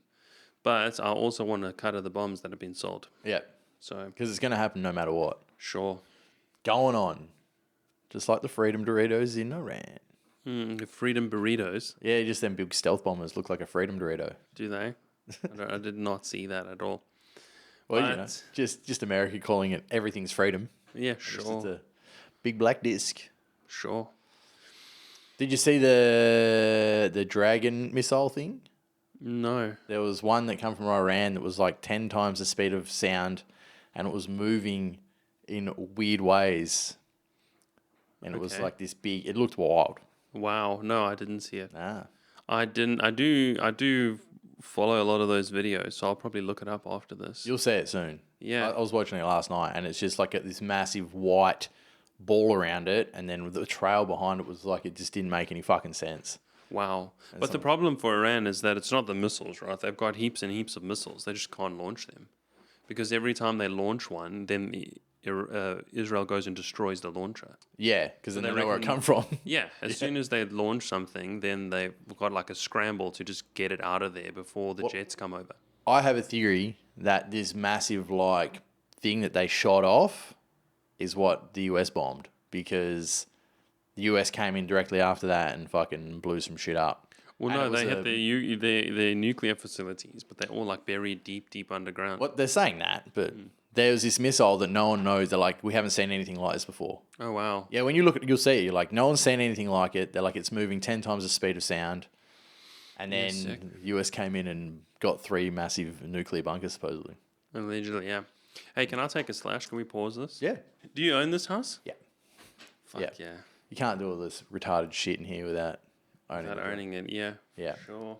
Yeah. I designed the whole thing as well. So it's like custom as fuck. Okay, cool. What does that entail? Because like they kind of said to me when we bought our house, it's like these are 3 plans, pick one. You just got a shitty rep. Or did we? You got a shitty rep. Okay, Yeah. sure. I do. That's what I do for work. Oh really? Yeah. You sell houses to people. Yeah. So that's why they pay you the big bucks. Yeah. That's why I can do whatever I want. Sure. We did have a shit guy, man, because he'd said to us, like, the fencing and landscaping were included. And then when it came to the crunch, we were like, hey, this guy said this. And they're like, oh, did he write it down anywhere? Do you have anything? Did you buy an estate? I think so. Olivia Estate. Yeah, so the fencing and landscaping should have been included with the land. Not included. Really? BGC. What year? 2017. Should have been, hey, but oh well, what are you going to do? Something sus happened there. Yeah. He must have fucking got a cutback from the land developer to exclude it, which is even worse because... Yeah. Because he told us it would happen, but he just told us verbally, and we were just two naive, starry-eyed idiots. Like, oh, how cool is that? Yeah, but like with that, it's not actually the builder that includes the fencing and landscaping. It's the land developer themselves. And Olivia Estate did it for all their blocks. So for you to not get it is really weird. No one on my street got it. Really? Yeah. Oh, did you have like a subdivision inside a subdivision? I don't even know what that means. Okay, yeah. But I just know that where we are, none of the people. Yeah, I think you got a subdivision inside a subdivision. So someone bought a chunk of land inside somebody else's subdivision, subdivided it, and because everyone was providing fencing and landscaping, they said it, but then they didn't actually do it. Sure. So is your whole street like no one got their fences and landscaping included? No. Fuck. Yeah. In dog. 2017, that is very rare. Yeah. We all had to pay for our own fence. Wow. Disgusted. That's wild. Yeah, tell me about it. You might have been probably the only street in WA at that point in time that had that happen. And how wild this is the most riveting podcast material I think people have ever heard. Is fence discussions about subdivisions in Perth suburbs. Is that what your listeners before? Is that what your listeners are tuning in for? Some do. Subdivision. I pretty much the way this happens, they get what they're given. Sure. That is. I didn't say we're back, but so I'm gonna like just have to chop in somewhere where it was, but it'll be fine. We're back. We're back. There you go. There you go. I might chop out our little subdivision if you don't like it. Sure. It depends. I don't want to disappoint the one subdivision fan out there who's like, "Oh, they haven't talked enough about subdivisions." Why don't they tell us? Yeah, there's a lot of that in Australia. Hey, there's a lot of like old timey fandom going on. Don't know, does that make any sense? But like, there's AM radio that's just sort of drifting aimlessly in the background, and they've got People their, listen like, to it. yeah, there's thousands of people just tuning in to hear Gretchen's fucking take on spaghetti bolognese or whatever bullshit is on AM radio. But I imagine like podcasts are really just like new AM radio. You could just sure. way more option. You're not stuck with like, oh, that place has got something good at the breakfast. I'll put it on. It's like I can put this on whenever the fuck I want. Yeah, I don't know how the radio has survived streaming, to be honest with you. I'm like, I can let some asshole choose my music, or I can curate exactly what playlist I want. But I think maybe it's the communal aspect. I think radio is for people that really don't know how to make decisions. Or no, I think there's, I don't know. I think that's unfair. I think there's a real communal... Like FM. Yeah, I think there's a real communal aspect to it. Really? Yeah, man. It's like Fitzy, Mitzi, and Bitsy's drive home. And then everyone's tuning in, everyone's calling in. Oh, do you remember that time Mitzi did that thing with the banana? The She calling taped it in to a wall. part is a good point. Yeah. Yeah, and it's just a cold communal thing. You just listen to it. Oh, what are these wacky larrikins up to now? It's like your mates, you know? Well, that's podcasts. People are like, but I think podcasts are like probably more extreme in every direction and more niche. Sure. There's a podcast about everything, isn't there? Hey. Oh, now, yeah. Mate. But it's good because if you've got like that interest, you can be like, hey, I can really learn about it. Yeah, but not a lot of people are good at talking. Well, some podcasts suck. Yeah. That's in that boat. I find that the quality of the conversation and the quality of the oration is much more important than the topic. Like, I will listen to a podcast about syrup production in the Canadian Highlands if it's done well and If the audio's good. Yeah. And if the conversation's good and the facts are good, and it doesn't really matter. Like, there's a lot of podcasts like engaging enough. Like Reply All. Have you ever listened to that? Nah. It's completely random, like internet stories basically, and Yeah, super interesting. The people, they know how to stay on top Yeah, of you and not just great. get lost in bored air. Yeah. There's one called 99% Invisible as well, where the whole premise of the show is he just looks at like aspects of society that are human designed that you wouldn't think about the origins, Okay. you know? And it's That's like, actually a really good premise. well, they had a whole episode on cul-de-sacs. Yeah. Just like, because you just take cul-de-sacs for granted. But someone in some planning office had to decide, okay, we're going to have cul-de-sacs here. So, and then you're like, oh, well, how riveting can this podcast be? It was fucking fascinating, brother. I'm a cul-de-sac You were aficionado. saying subdivision people might not want to listen. It's the same thing. Cul-de-sacs, baby. Cul-de-sacery. That's Cul-de-sacery. actually the podcast, not the last episode I did, the one before that hasn't come out yet. We went into a massive thing about land and selling and stuff like that because it was a real estate agent. So Oh, fuck yeah, bro. Yeah. And what does he reckon? Buy now or is it too late? the theory on buying is if you're renting, you should own something. In my eyes, like no matter what the time frame is, time is your in real estate. Time is your winner. So even if you buy at the top of a market, and then you're fucked for 10 years, wait another fucking 5 or 10, and you won't be fucked. Sure. So it's like if you're renting, you're already binning money, unless you want to go live in a car or you're renting like a room. Yeah, but there's other theories about that. Like, for example, if you own a house that you live in, your borrowing capacity is limited. Yes, so you can't Because invest you have better. bad debt. So, but if you rent and you own a house and you rent the house you own to someone else, then your borrowing capacity is much bigger because that. Because you get their income included. Yeah. But the problem there is, right, if you're going to pay the minimum repayment, then what's the fucking point? Unless you're adding on top deliberately to pay the loan down faster. Yeah, but you don't want to pay the loan down faster. You want to keep the loan at 80% because you want the minimum input to get the maximum out of the growth. That's So if you're growth selling. That's Sure. it. But that is where you can come unstuck because Sure. your every dollar spent on interest is a tax dollar spent on interest. So you're having money double lost, right?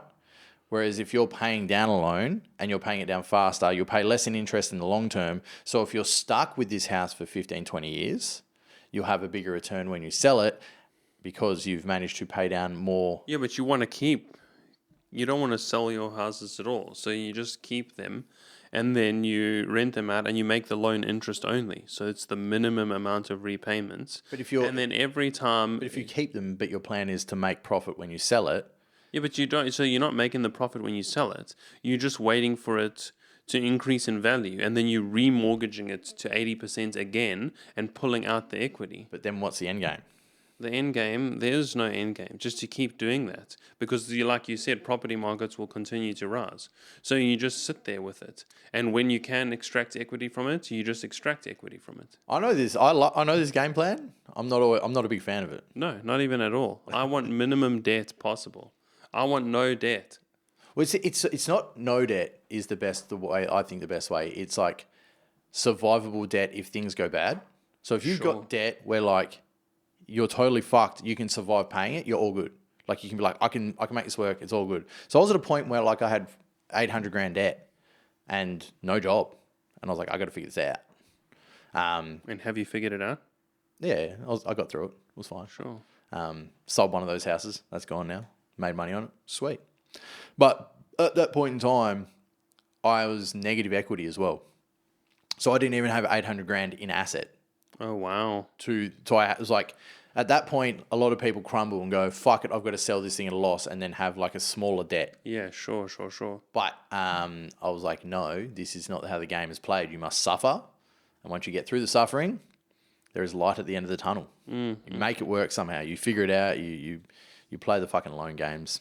Yeah, there's not enough weight given to capacity to suffer in this country for sure.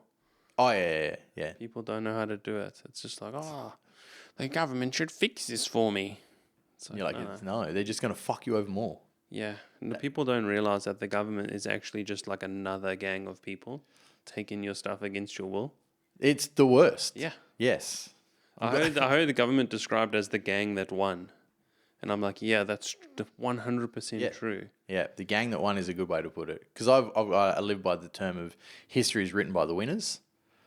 because that is truth. Sure. Yeah, because I mean, would Hitler have been a bad guy if Hitler had won the war? Sure, the same way Genghis Khan's on all the money in Mongolia, but he was like the Hitler of 2,000 years ago, or whatever. Genghis Khan gets a hell bad rap. He's a genuinely amazing ruler. Yeah, but he also killed like between 10 and 50 million people. Most of it was in defense. No, it wasn't. There was a lot of Please defense knock there. it off. Knock it off, dude. He would just go to cities and just kill the whole city. No, well, he would kill the whole city if they were on the side of the royals. In what royals? No, dude. He was massacring people left, right, and center, dude. It was... You know, he was the only ruler to take so much land mass without religion. Sure. I mean, he was pretty good at it, but he was definitely a genocidal warlord. Like... His kids were really bad. No, he was really bad. And his generals were really bad. I like Subadai and I like Genghis Khan. He was yeah. dope. I mean, he's interesting, but definitely the Hitler of his day. Like, we can't... Hitler was good at organizing, sort of. You know what I mean? Like, he has characteristics that you could be like... That are good, but he was not a good person, and neither was Genghis Khan. I mean, Genghis Khan was kidnapped like 4 times before he was 20, so you got to like... Sure. Of course he's fucked up. He can't be good at that point. Hitler was rejected time and again from art school, you know? It's like we all have trauma that we got to process, brother. Kidnapping versus rejection from art school. Yeah.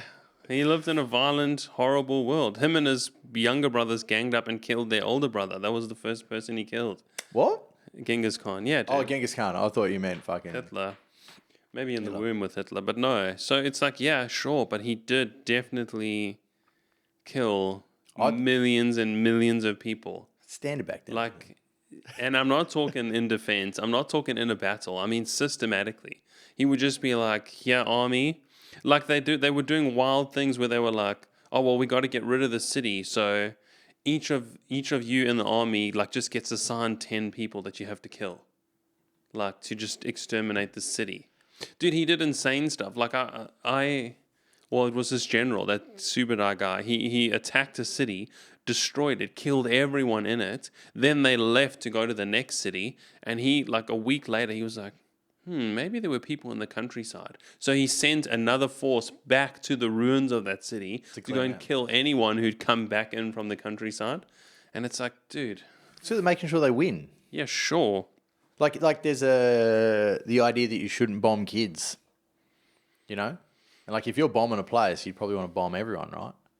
Because if the kids grow up knowing that you killed their parents, they're going to want to kill you. So you got to wipe everyone Well, out. how's that working out in the Middle East right now? Well, look. Just never-ending terrorism. Is that the goal that we... Anyway. Yeah, is that what's happening here? No, I don't know what that is. I think anyone that thinks they know what's going on over there is full of shit.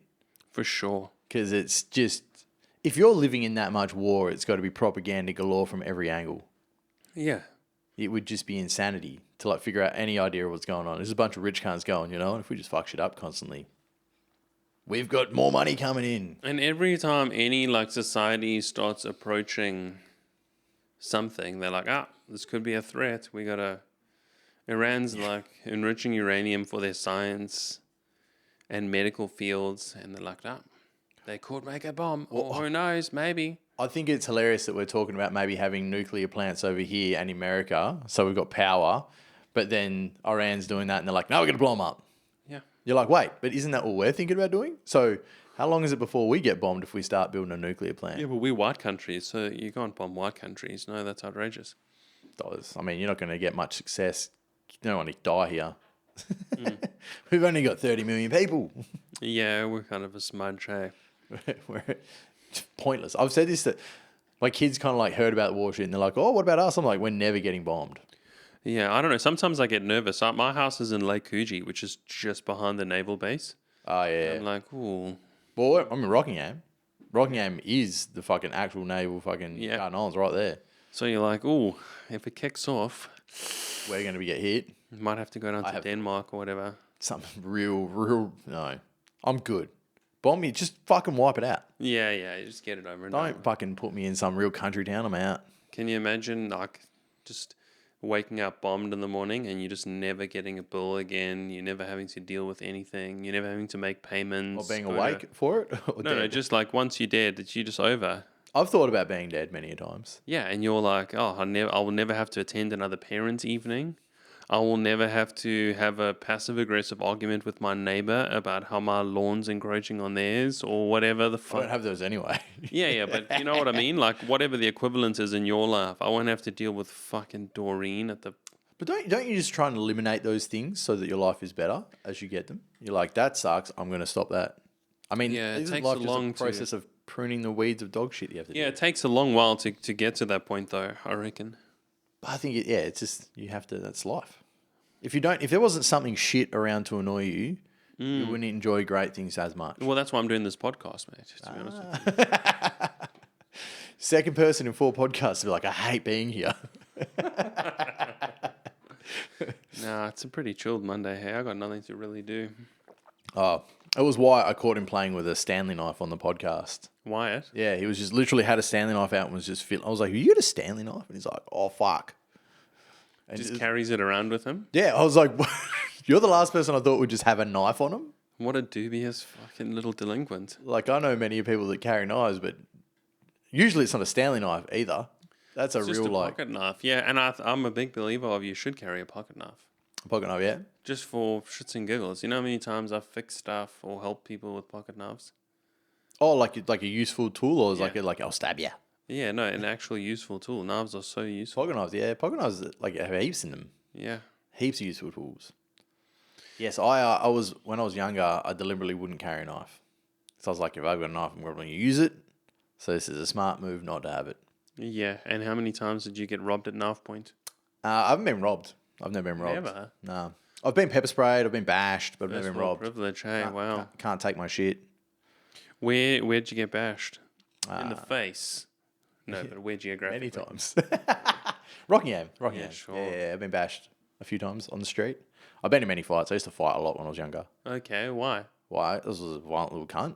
Okay, angry little man. Just what I seen in my house. So I was like, this is what I'll do in real life. Yeah. And then once you kind of get good enough at it, you're like, this is a hobby. And then you kind of grow a brain and go, this is dumb. Yeah, sure. But then you also don't have the fear of it. So, like, if there's a problem occurring when you're around lunatics, you can get involved. Sure. And the CTE is worth that confidence, you reckon? I don't think I've been hit enough in there. I've never been knocked out. Okay. So I got a pretty hard head and I'm really good at dodging. Well, I used to be really good at dodging. I haven't really had to test it fuck all lately. Sure. But I got really good at not getting hit, which is probably a better skill. Yeah, for sure. Yeah. Eventually the other guy just gets tired and gives up. Well, you can hit them back Yeah, in the process of not getting hit. The one big one, I've got a scar like on my forehead that you can't see. It's just within my hairline. I had my hair pulled out in a fight and got kneed in the head at the same time. But like they pulled my head open with like as I was pulling my hair. Wow. Yeah, but I didn't get knocked out. But I did get staples in the head, which sucked. And did you win? Not fight? really. Like it was a pretty unfair fight. Sure. It was an organised fight, which was dumb on my behalf. Because his girlfriend was a cunt. We had an argument. She invaded my party, and then she fucking uppercutted me 3 times at my party, which was rough. And then I ended up I was like, I'll bash your boyfriend. And then I organised a fight with a boyfriend at a skate park. And I was like, just you and me one-on-one. Never organise a fight one-on-one because it's not going to happen. You're a fucking idiot to believe it. I was stupid enough to believe it. Got there and there was like 2 carloads of dudes. And I was like, wait till some of my friends turn up. And I like message a few people to turn up. But the time was, they're like, no, you're getting bashed now. Yeah, bashed on the schedule. Hey, wow. Yeah. So like as I we've was got- standing there pissing with blood, I was like, you're all pussies. But I couldn't do anything because it was like, Yeah. Did you get revenge? Love a good revenge story, yeah. I think I actually laughed in his face one time many years down the line because he got fully fucked over by that chick. And I was just like, I'm happy now. You Yeah. got what you were coming with that same stupid bitch cunt. And where's she now? Fuck knows. Married. She's probably like a normal person now. Yeah, she's probably is. It's, Like, she's probably all good.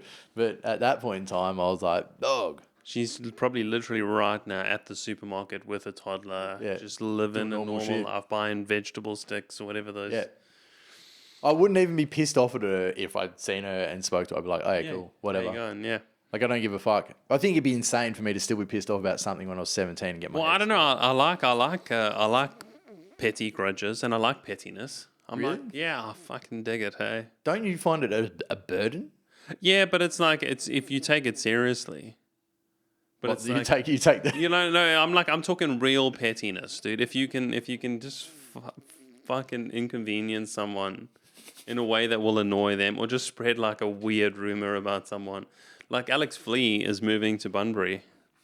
Have you heard this rumor? Yeah, that's old now. Yeah, but it's like it's got a laugh of its own. So like every now and then, someone will just ask him how Bunbury is, and he's like, "Yep." But I suppose he actually get annoyed because I asked him about it. I fell for it. And I was like... sucked in, dude. And I was like, oh, man, are you moving to Bunbury? And he's just like, no! I'm fucking not, man. Leave me alone. Eventually, like, it annoyed him for a while, but then he just gave up. And he was like... You just have to, like... It became like a joke thing. Yeah. It just spread so far and wide. I think that the fact that it annoyed him is why it spread so well. Yeah, probably. Because for me... If someone says some shit about me, I'm like, oh, no, man, like, I've had so much crap said about me in my days, like, I don't give a fuck. Yeah, I just tell people I've said loads about you, man. But the important thing is that it's like not even necessarily enemies, like, but just doing like petty little snarky fun stuff to your friends. But that's like fun. You're making this fun. Yeah. Not like actual petty, like shitty things you're like, oh, I hate that cunt. I'm going to deliberately go out of my way to make sure other people hate them. Yeah, no, that's true. Although, yeah, you could spread some wild rumors, but it's just fun to fuck around. I did have a rumor I spread about a friend in high school. Oh yeah, what was the rumor that he had 3 balls? Well, here's the rumor he started about us to like get himself on side with some chicks. He told some chicks that me and one of my other friends were using dental mirrors that we'd stick in our shoelaces in our shoe, so you had like a little mirror in your foot so we could look up skirts. Yeah, sick. And some girls believed it. And then he told them that we said that they weren't wearing knickers one day. And I was like, all right, you've called us a perv, get away with that part. But now you're saying that we're making up shit about them and they're believing it so they don't like us. That was too far. So me and my friend were like, you know what we'll do? We'll just convince everyone. We stayed at his house one night and we caught him fingering his ass. And we spread it around and it worked. We got it. Really? And to this day, he's known as Poo Fingers or whatever. Nah, he's actually kind of famous now, so is he? Doesn't matter. Who is he? Come on. He knows about this story. It was Matt Gresham. I don't know who Matt Gresham is. He was on X Factor. He was on The Voice and shit. Oh, wow. He's like a well-known, I used to call him a hippie singer, but it's not that, I guess. Like E-grade celebrity. He's, he used to be mates, he's still mates with Guy Sebastian and stuff. Maybe not anymore now that there's been the news about Guy Sebastian's whatever he's done lately. Oh, really? What has he done? Oh, something. I don't know. It wasn't kidnapping. Has he done something sus? It might have been kidnapping. That's so wild. Guy Sebastian kidnapping I someone. don't think it was that, because I think that was the person that was in The Flash that was the kidnapping one. That's fucking wild. What was it? Guy Sebastian had some news recently where it was bad. And I was like, that's right outside of like Guy Sebastian wheelhouse. Yeah, because he's like the wholesome kind of happy-go-lucky, always smiling. But those are the fucking cunts you gotta watch out for. There was something. I'm not gonna put the crime, but there's definitely a crime he's in trouble for at the moment. Oh, wow. I'm gonna give it a Google. I just stay out of the loop on this bullshit. Oh, look, I don't listen to the news or anything. So if I cop something, I'm like, ooh, that one's slightly close to home. It has to get into like the particular algorithm on my particular Instagram for me to become conscious of it. Ah. You know what I mean? Like You've got it curated well. Yeah, my algorithm is like fat people falling over and like so comedy gold. car accidents, yeah. The occasional protester being hit by a car, that's always funny. Did you cop there was a day a few months ago where it was just all death? Like a couple of my mates had their algorithm just flooded with death. Yeah, I mean, I think that stuff's amusing. So yeah, but there was one day where it was like no, unlimited. I don't remember specifically. No, it says there's a meme about it now, and like, 'cause my mate was like, "Dude, this wasn't just a me thing. This was, and there was a few people." Thing. Oh, wow! So I caught one day, I just kept getting like people dying real bad, like more than usual. Oh, wow! I don't think I'd notice. I think that's it was a Tuesday, yeah. Tuesday, Suicide Tuesdays. Is that a thing? Well, if you go, it's like a traditional thing when if you're taking pills on the weekend, then like Tuesday. Oh you yeah, have like come the down. anxiety. Yeah. The hangover Tuesday. Yes, I've heard of this. Yeah. I've heard of this. But wow, I don't think I'd have noticed if my algorithm had a little more depth in it. You're like, yeah, this is fine. This is what our algorithm is. It's already. And like just horrendously racist jokes. Oh yeah. That's Instagram is like it's wild. I'm surprised what gets away on Instagram for like shit that I've had banned on Instagram. Oh really? I need to start posting on Instagram, mate, but I cannot be fucked. You just got like, yeah, it is. Hopefully clips from this. There'll be clips from this. There'll be 4 exactly. Okay. But if you want some more, you can make some more. There'll be 4 exact clips. I don't think we've said 4 interesting things during this podcast. You'd be surprised. Which, I get surprised sometimes. Sometimes I'm Really? like, that pod was ass. yeah, wow. And then I put it through my little thing and I'm like, oh, thank fuck. What do there's you some funny use? shit. Descript? No, I use Opus Pro for chopping the clips up. But that just shortens the process. So it's like it gives me a bunch of stuff. It'll have like start points and I'll be like, oh, actually chop that bit out the front, chop that bit out the back, add this bit in. But it just kind of like, it just makes it like zoomed in on faces and stuff. Just to fucking shorten the process. Because if I was to, I don't know how anyone could do this. And I guarantee every fucking podcast either pays a human being to make their shorts or they have AI to help them do it. I was doing it for Tabo and Bruno's pod way back in the day. Nightmare. And it's insane, yeah, because I'd So have to long. set up the cameras, listen to the pod, and like make a note. Or like I'd have a timer thing. So when they start, we do the clap and I'd start timing. So then I could be like, oh, at 19 minutes, it was something clippable. And then go and manually fucking do the camera changing. It's Yeah. like, oh. But then even the clip to edit it is like 2 or 3 hours for fucking a 1 minute clip if you're doing it the manual way. And that's fucked. In my head, I'm just going, cunt, I don't have 2 or 3 hours to do that. When I know you can watch, like, once you know how the things that people are using use, you can go online. You can be like, cool, that was done here, that was done with this program, that was done with that. And you know how many people are just using AI to like shorten the process. Yeah, AI is just, I don't think people are fully cognizant of the revolution that's coming, man. Pause for a second. Someone's out the front of my fucking house. Who's there?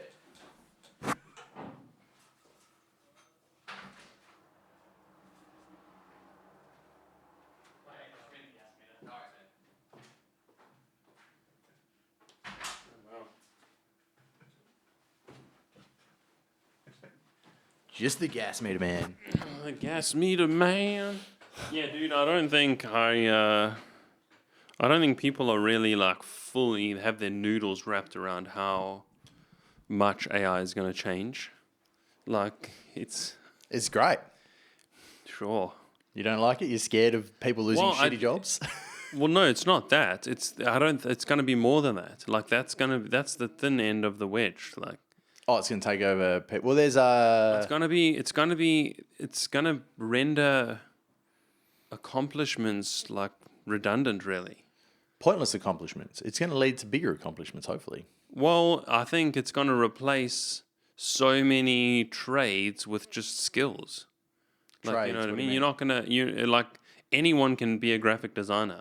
Yes. Like graphic designer as a job is going to just disappear. But then it'll only be artists from there. Because graphic design was someone taking a passion like art and turning it into a job, which is realistically bad. Sure, I guess. Like if they would just, What's going to happen when AI makes better art than humans? I think how art works and how evolution of art is a perspective that is different, right? Like you were saying earlier, like Van Gogh and stuff. You look at that and you go, would AI have made that without copying it? I don't think so. I think AI can replicate and make new versions of an opinion or like a style. Yeah, I think for now, but I think that's just what you're describing there is a limit of technology. Well, if It's it does not a start making, conceptual limit. if it does start making cooler shit, then it's still just going to be different angles of what people like. Sure, but what's going to be the point of people? Like I read this paper that actually I watched a YouTube explaining a paper. I didn't actually read it because who can be fucked? But it's explaining this. You're just already giving me a great argument for why AI is good here. Yeah, well, this explaining the scenario of how AI could accidentally kill people, like just given its parameters, like its parameters of like if AI's parameters are to improve itself and to keep generating better iterations of itself, well, then at some point it's going to make a decision that humans are unnecessarily consuming resources that could be directed to its goal of improving itself.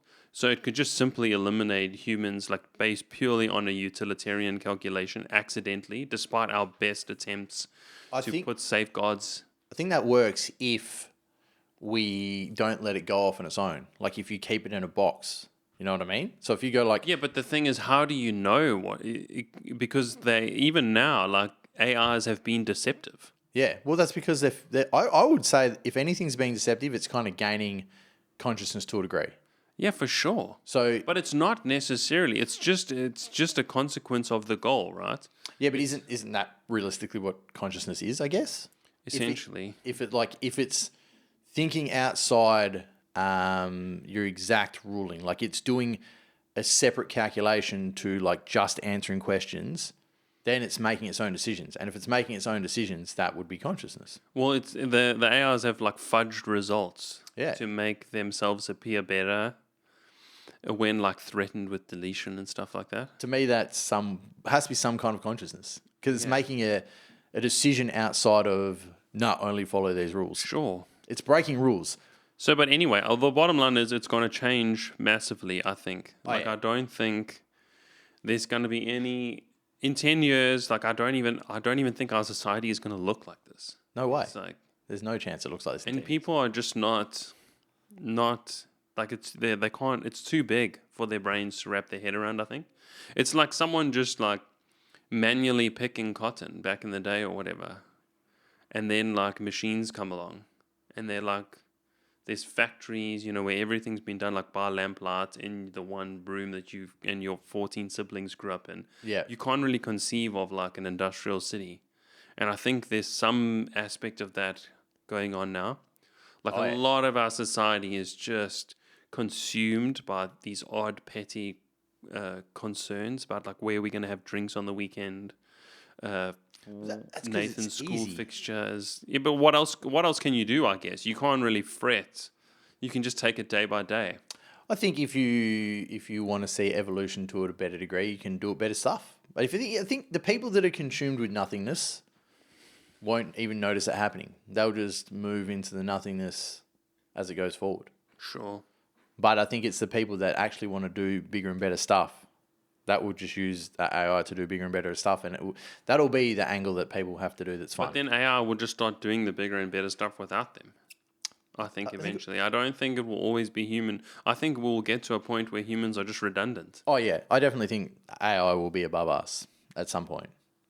And hopefully it's 100 years, but it's probably more like 10 years. Yeah, definitely not 100. It's just exponential growth, eh? Yeah. And we're like already at a point where it can do so much more than what a human can do. Like you can make AI agents now that can like eliminate half the office jobs. Yeah, for sure. Like I've been trying to delete my own job with AI just to see how far I can get. Okay. And just like, because obviously at one point, if I can figure out how to do it now, then in 5 years I've definitely got no chance.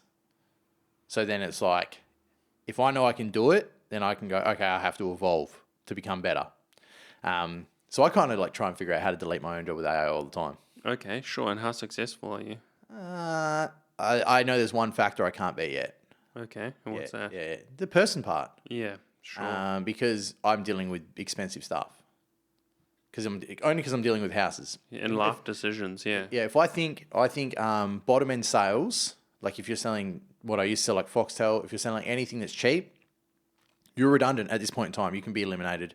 You can make AI call bots that sound like human beings that most normal people won't be able to pull apart, won't be able to figure the difference between them. That can call up and will be a better salesperson any day of the week.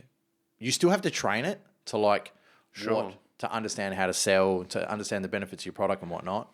But if you're selling something that's below $3,000, $4,000, $5,000, It can be done on the phone in one phone call, 2 phone calls without a human being involved. Sure. So the only factor I've got at the moment is that I sell expensive shit that needs a human behind it because people feel more comfortable with a human. Sure, definitely. I've still got competition, but like there is people that don't need me. If it was just that, like investors don't really need a human factor in it.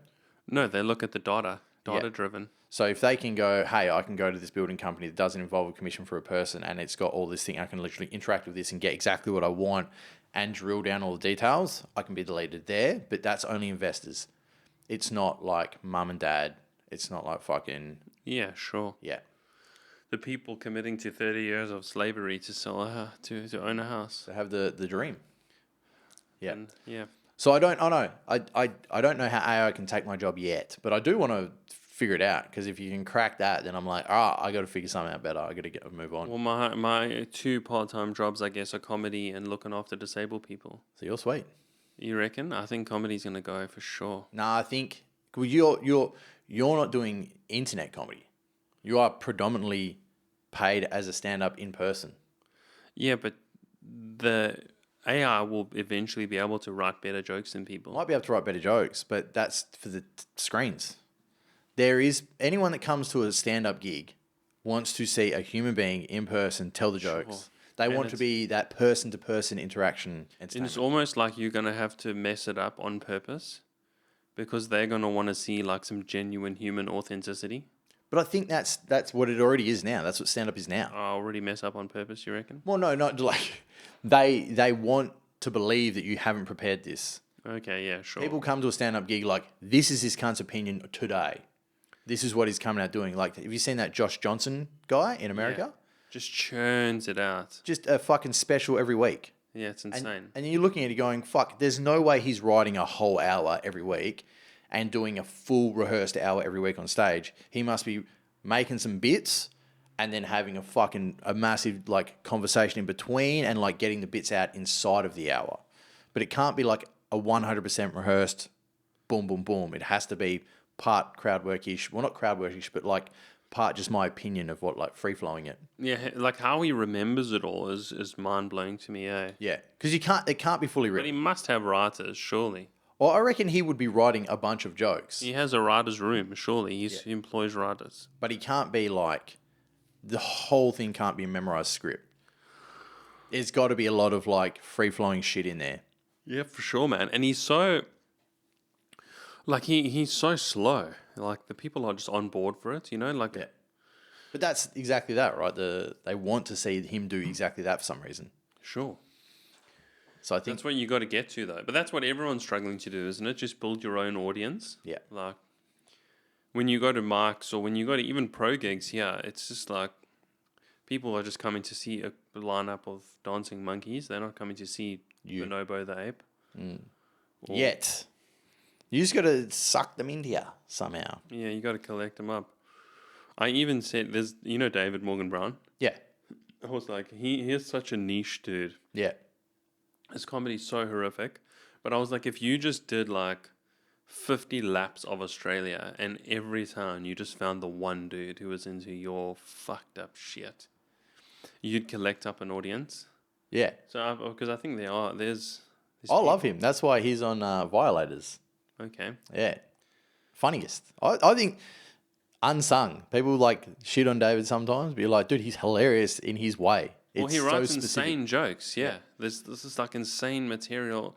Like he was doing that bit about a guy taking a shit thinking, just kill me now, this is the worst the shit on 9/11. the 9/11. And it's like, I love it. so wild.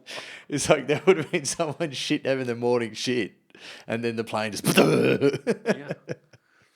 Wow. I love that so So, much. so insanely insane. It's just batshit crazy. Oh, it's the Yeah, best. you're running the Violators this year? Yeah. Fuck yeah. Fringe? Yeah. Yeah. We might be doing one in Bunbury in the 9th of August. Okay. Yeah. It's part of something or just doing it. apropos of nothing? Yeah. Just throwing a gig together. Sure. I should have done more between then and now, but there's been other shit that's been attracting my time. So Okay, what's that? I was going through a divorce very deeply, and it's finally done. Oh, So there's a lot of time spent on that. Okay. Did you have to Yeah. get mediators and shit? It was the tail end, so it was like court shit. Yeah. It was the really expensive side of it, which was fucking... It seems so insane that even has to get that far, especially if you agree. Oh, it was 5 years, and we didn't agree. Yeah, well, So if you that's why I don't, got that far. if you don't agree, then I guess someone's got to mediate it.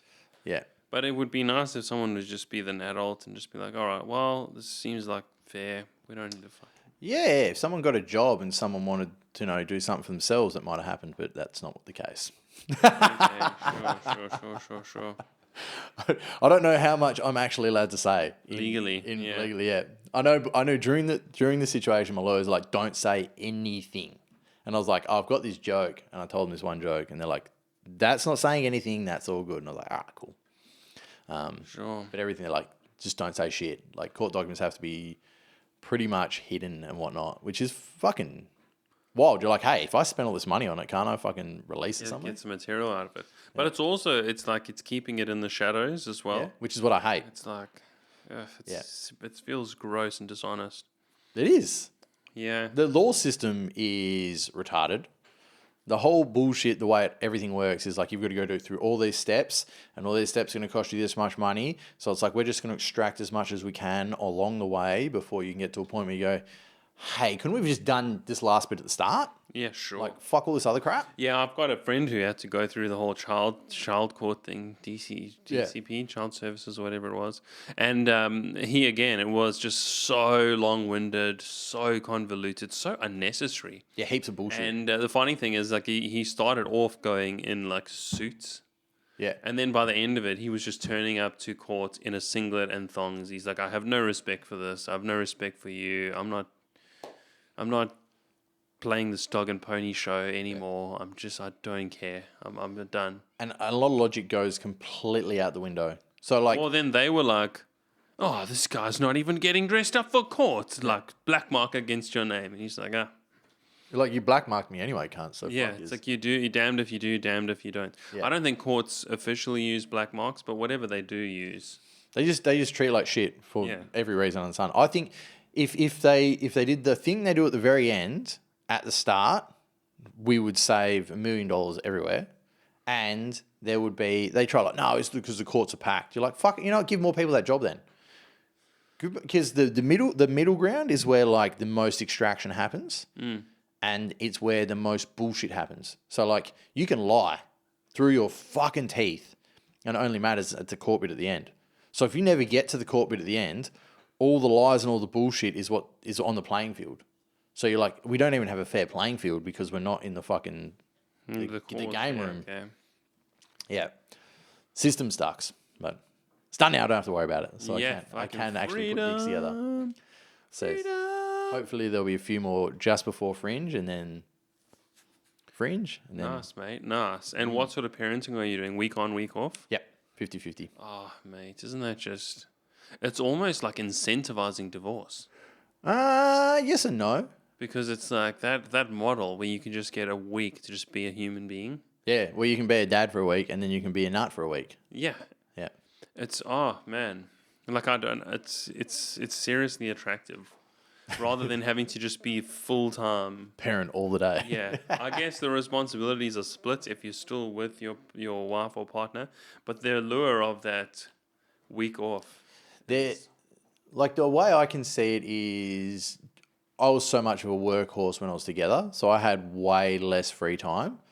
But realistically, I should have had the same amount if that was like we worked in the same capacity as I do now. Sure.